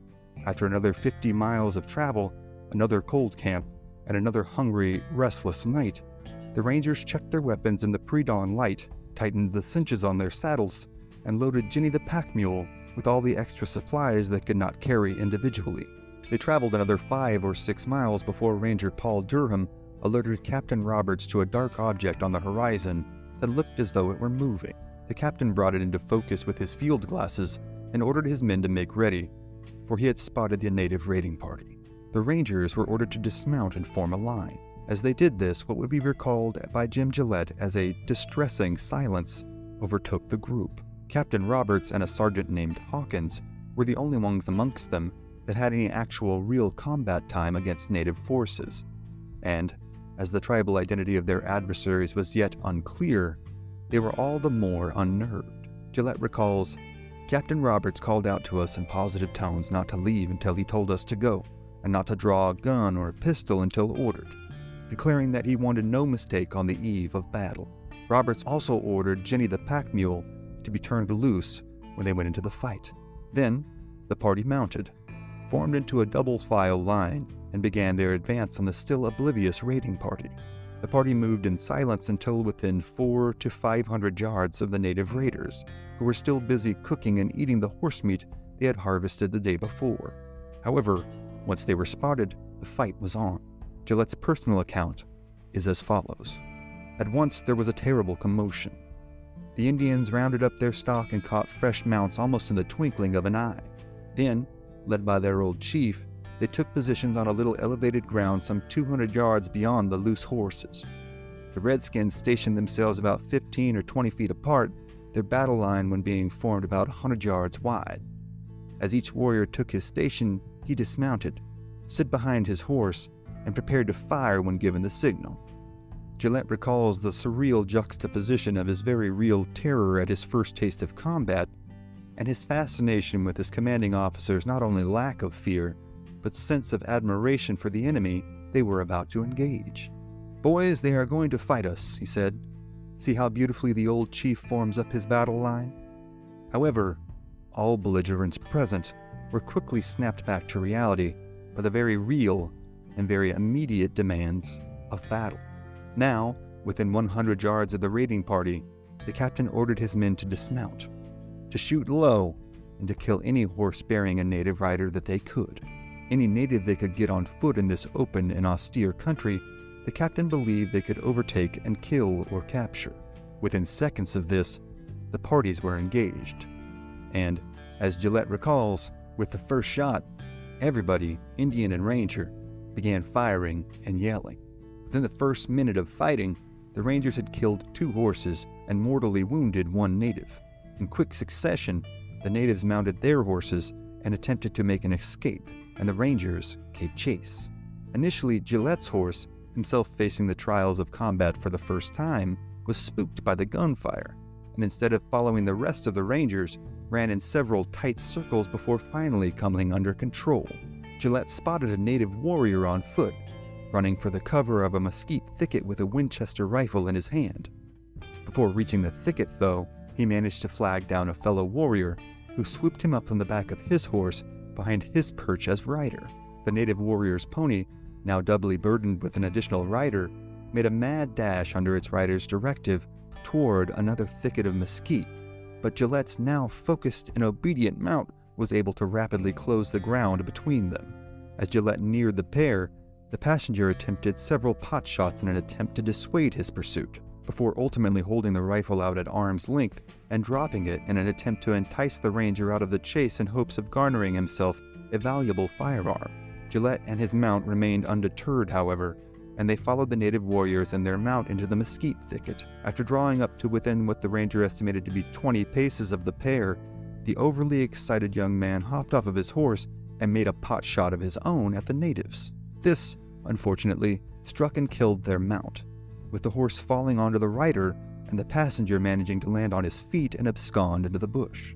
Seeing the rider pinned and thus less of an immediate threat, Gillette continued his pursuit for the passenger, but not before noting to himself, with no small degree of astonishment, that the rider seemed to be, in fact, a teenage white boy with long red hair who had evidently been assimilated into the tribe. This would not have been unheard of, but it was still quite the shock for the young Ranger, one he had no time to fully digest while on the new trail of his more immediate quarry. He was joined by fellow Ranger Ed Syker, who had seen the fleeing warrior from the other side of the thicket and joined Gillette in pursuit. Gillette had made another attempt at shooting the chief, but was unsuccessful as he ducked behind a mesquite tree limb. Syker, however, did not miss in his attempt at a follow-up shot and struck the warrior with a shot in the back, killing him within a minute. When Syker and Gillette momentarily examined his body afterwards, it was determined from his leggings and bow style that he and his cohorts were members of the Lipan Apache tribe. The Lipan Apache are part of a group of Apache who had moved south from Canada between the years of 1000 to 1400 AD. These groups eventually subdivided into the Navajo, the Mescalero Apache, the Chiricahua Apache, the Jicarilla Apache, and the Lipan Apache. They occupied the furthest southeastern corners of the Apache lands. These particular Lipan Apaches were the Plains Lipan, whose homelands were these rugged expanses between the Colorado and the Concho rivers in Texas. For centuries by this point, they had been warring with the Comanche. The conflict had seen them continually driven south and oftentimes fighting a two-front war against Anglo and Mexican settlers on one side and Comanche raiders on the other. In the preceding months, they had been relatively quiet, but the promise of this easy acquisition of a large amount of horses was simply too enticing to pass up for the Lipan in these hard times, in these times that were proving to be, even by the harsh standards of the frontier, exceedingly lean. They had, too, long made a habit of absconding with the children of both Mexican and Texan settlers. Too many times to count, a settler family on the Texas frontier saw their beloved children disappear in the blink of an eye, gone forever at the hands of the Lipan, the Apache, or Comanche raiders. This did not, however, fully explain the red-headed rider of the fallen pony. Who was he? How did he come to be here? And was his family aware of his fate? All these questions swirled through the Rangers' minds as they made their way back to the location of the fallen horse. But when Syker and Gillette arrived, they found only the unfortunate mount, the mysterious redhead rider having freed himself and disappeared into the Texas landscape. And while none of the rookie Rangers had been killed nor seriously injured, and their experienced commanders had emerged unscathed, one of the most experienced members of the Ranger contingent had not survived the day. Though she would not be found until months later, Ginny the pack mule had been struck with a single bullet just below the ear, instantly ending her earthly existence, as well as her legendary tenure with the Rangers. Such a loss was felt heavily by the men, so heavily that Gillette devotes a sizable portion of his account to lamenting her untimely loss. All they could do now was make their way with the rest of the Rangers under the command of Captain Roberts back to Menardville. To be sure, they were returning with the recovered horses, but to Gillette's inexperienced mind, they were seemingly more questions than answers after his first brush with mortality. Who was the red-headed boy? How had he ended up with the Lipan Apache, and where had he disappeared to? It would not be until many years later Gillette would learn the identity of the young red-headed warrior. His name was Adolph Korn, and he had been kidnapped years earlier by the Lipan Apache from his family home near present-day Fredericksburg, Texas. Adolph had fully assimilated into the Lipan Apache and was only eventually brought home, much to his chagrin. However, he and Gillette would meet decades later and even maintain a friendship for a number of years until Korn's death in 1900. Gillette would continue his service with the Rangers for 6 more years until ultimately retiring in 1881. He would ultimately pass away in 1937 in Temple, Texas, from a heart attack. His legend, the legend of Adolph Korn, and the all too often unsung story of the Lipan Apache are all topics that deserve their own episodes. And rest assured, those episodes are coming. But for tonight, those are other stories for other times.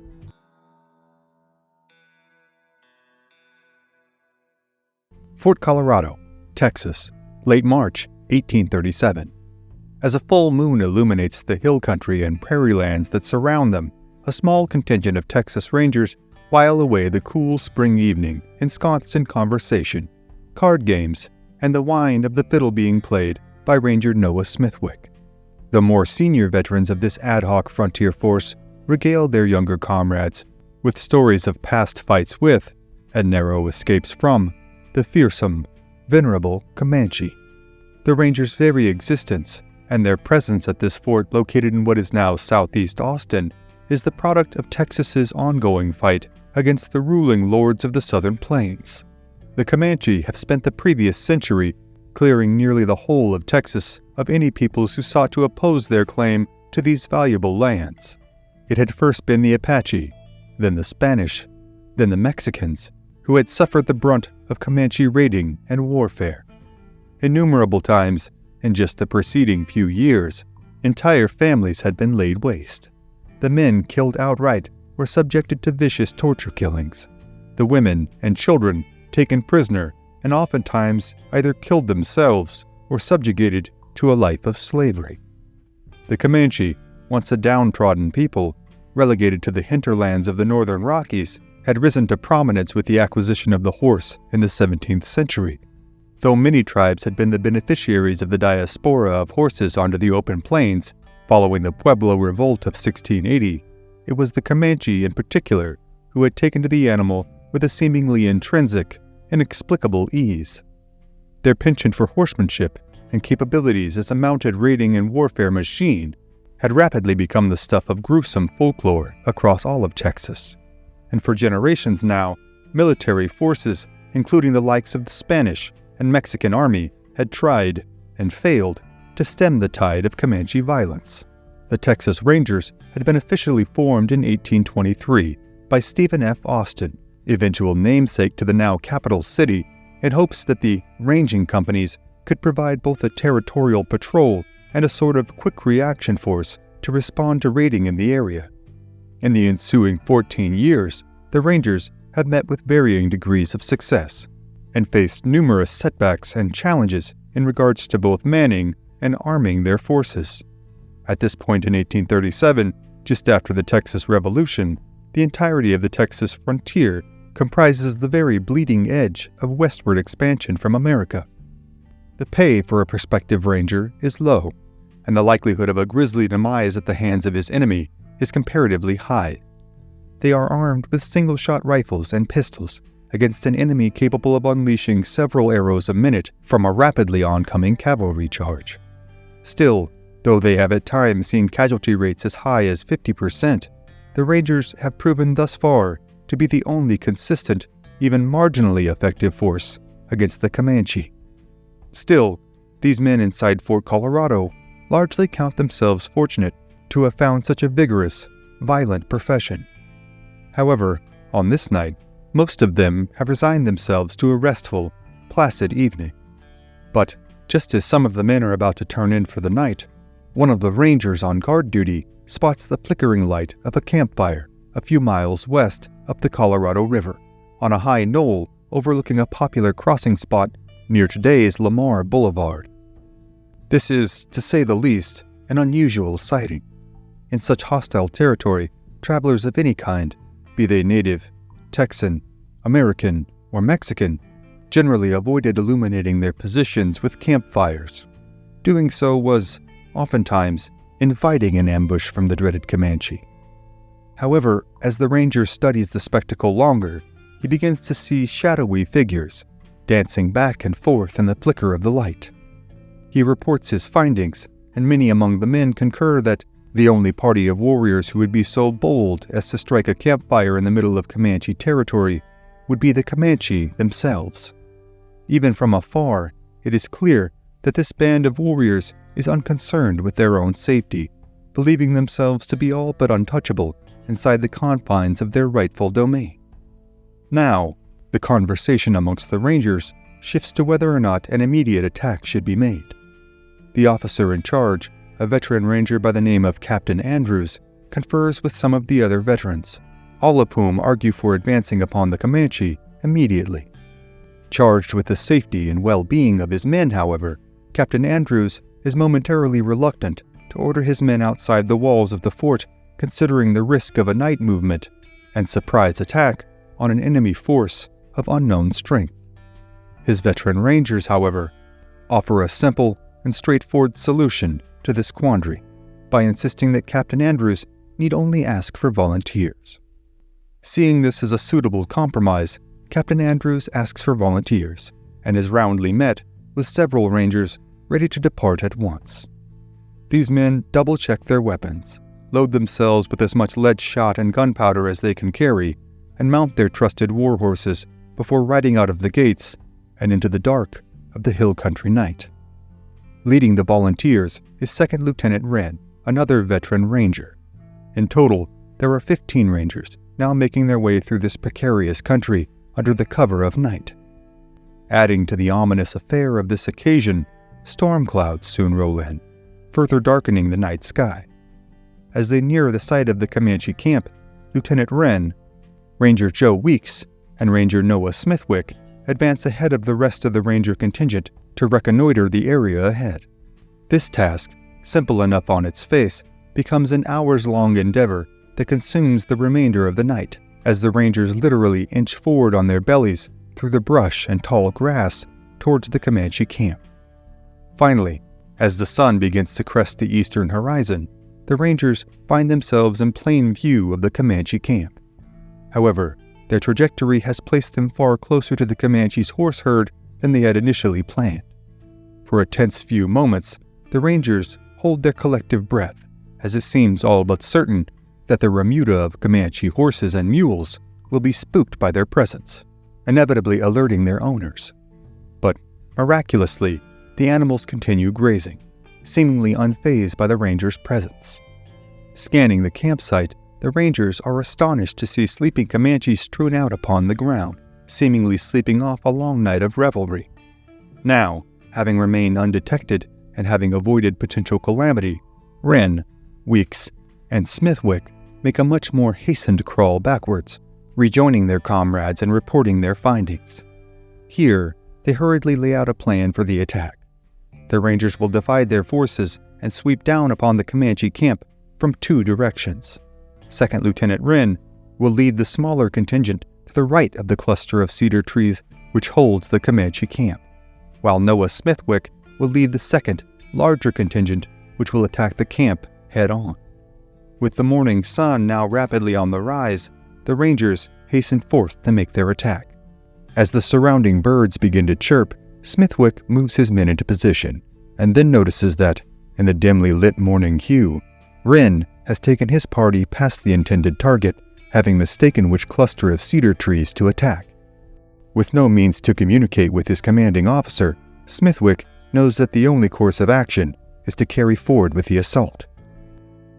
Moments after Smithwick realizes Wren's mistake, the first of the Comanche warriors begins to stir awake, only yards away from Smithwick and his men. Still in a haze, the warrior sleepily pulls himself into a sitting position and begins to sing his personal song, a long-standing Comanche tradition, as a greeting to the morning sun. However, the man singing has alerted Wren to his mistake, and he now leads his contingent hurriedly towards the sound of the singing Comanche. The Comanche warrior, now alerted by the sounds of Wren and his rangers running towards him through the brush, jumps to his feet and attempts to run back to his cohorts in the camp. He sprints forward, crying out to his comrades that an attack is underway. However, he has scarcely gone but a few yards when a lead ball from Ranger Joe Weeks' rifle tears into his back, sending him tumbling to the ground, dead. Now, the Comanche are fully alerted, and the camp springs to life, with warriors attempting to arm themselves while making a retreat to a nearby ravine. Wren and Smithwick's forces now make a charge on the Comanche camp from their planned sides, unleashing a cacophonous volley into the scrambling warriors, hoping to kill any and all that they can before they are able to arm themselves. Most of the Comanche, however, are able to make their way to the nearby ravine. From here, they begin to mount a counterattack of their own, pouring arrows and bullets in amongst the Rangers. A vicious battle ensues, with the Rangers taking cover and making repeated charges upon the Comanche in the ravine. On one of these charges, a Comanche bullet strikes the young Private Philip Martin in the head, killing him instantly. The Rangers, incensed at having incurred the loss of the much-liked young man, redoubled their efforts to finish off the Comanche in the ravine. The fight continues on, but soon the Comanche are able to slip away from the ravine and disappear into the cedar breaks. They have left their horse herd and most of their belongings, much of which are plundered and claimed by the Rangers as spoils of their efforts. A thorough post-action examination of the battlefield is also made, in an effort to discern the damage inflicted upon the Comanche. As far as either Wren or Smithwick could tell, the first Comanche warrior to awake and be fired upon had surely died where he had fallen. In his recollection, Smithwick recalls specifically that, in his charge towards the camp, he had stepped over the body of the warrior lying lifeless on the ground. But, after the battle, the warrior's body is nowhere to be found. The body of Philip Martin is lashed to his horse, and the party somberly make their way eastward, back down the Colorado River and into the confines of the fort. Here, Philip Martin is laid to rest with honors, alongside the body of a private who had been killed months earlier by an accidental rifle discharge. The Rangers will go on to refine their techniques and tactics in combating the Comanche, and the Comanche, for decades to come, will assert their dominance over the whole of central and northern Texas via endless, vicious warfare and raiding. In the annals of their conflict's history, this conflict, however minor, is indicative of the all-too-common succession of events that would occur countless times across the Texas frontier, one in which the martial spirit that drove the very survival of the Rangers resulted in the loss of one of their own, for what was ultimately an unverifiable and inconsequential toll exacted upon their enemy. Many of the men at the fort will, however, go on to fulfill and even extend their enlistments with the Rangers, continuing on to legendary careers on the violent expanses of the Texas frontier, as well as in the brutal fighting of the Mexican-American War. Noah Smithwick would go on to pen an autobiography, link in the description, that is regarded as one of the most comprehensive accounts of early Ranger life left by one of their own. It is replete with tales of conflict, camaraderie, violence, and vengeance, and is an invaluable resource for anyone interested in further reading on this fascinating, often overlooked era of history. But the many tales of Noah Smithwick, as well as his fellow Rangers and the mighty, fearsome Comanche warriors with whom they fought, are, for tonight, other stories for other times. Thank you again for joining us on this episode of History at the OK Corral. Be sure to click the like button, share this episode with a friend, and become a subscriber. Also, if you'd like to support our work and gain early access to episodes as well as ad-free viewing, you can become a member of this channel by clicking on the join button below. And we'll see you next time on History at the OK Corral, home of history's greatest shootouts and showdowns.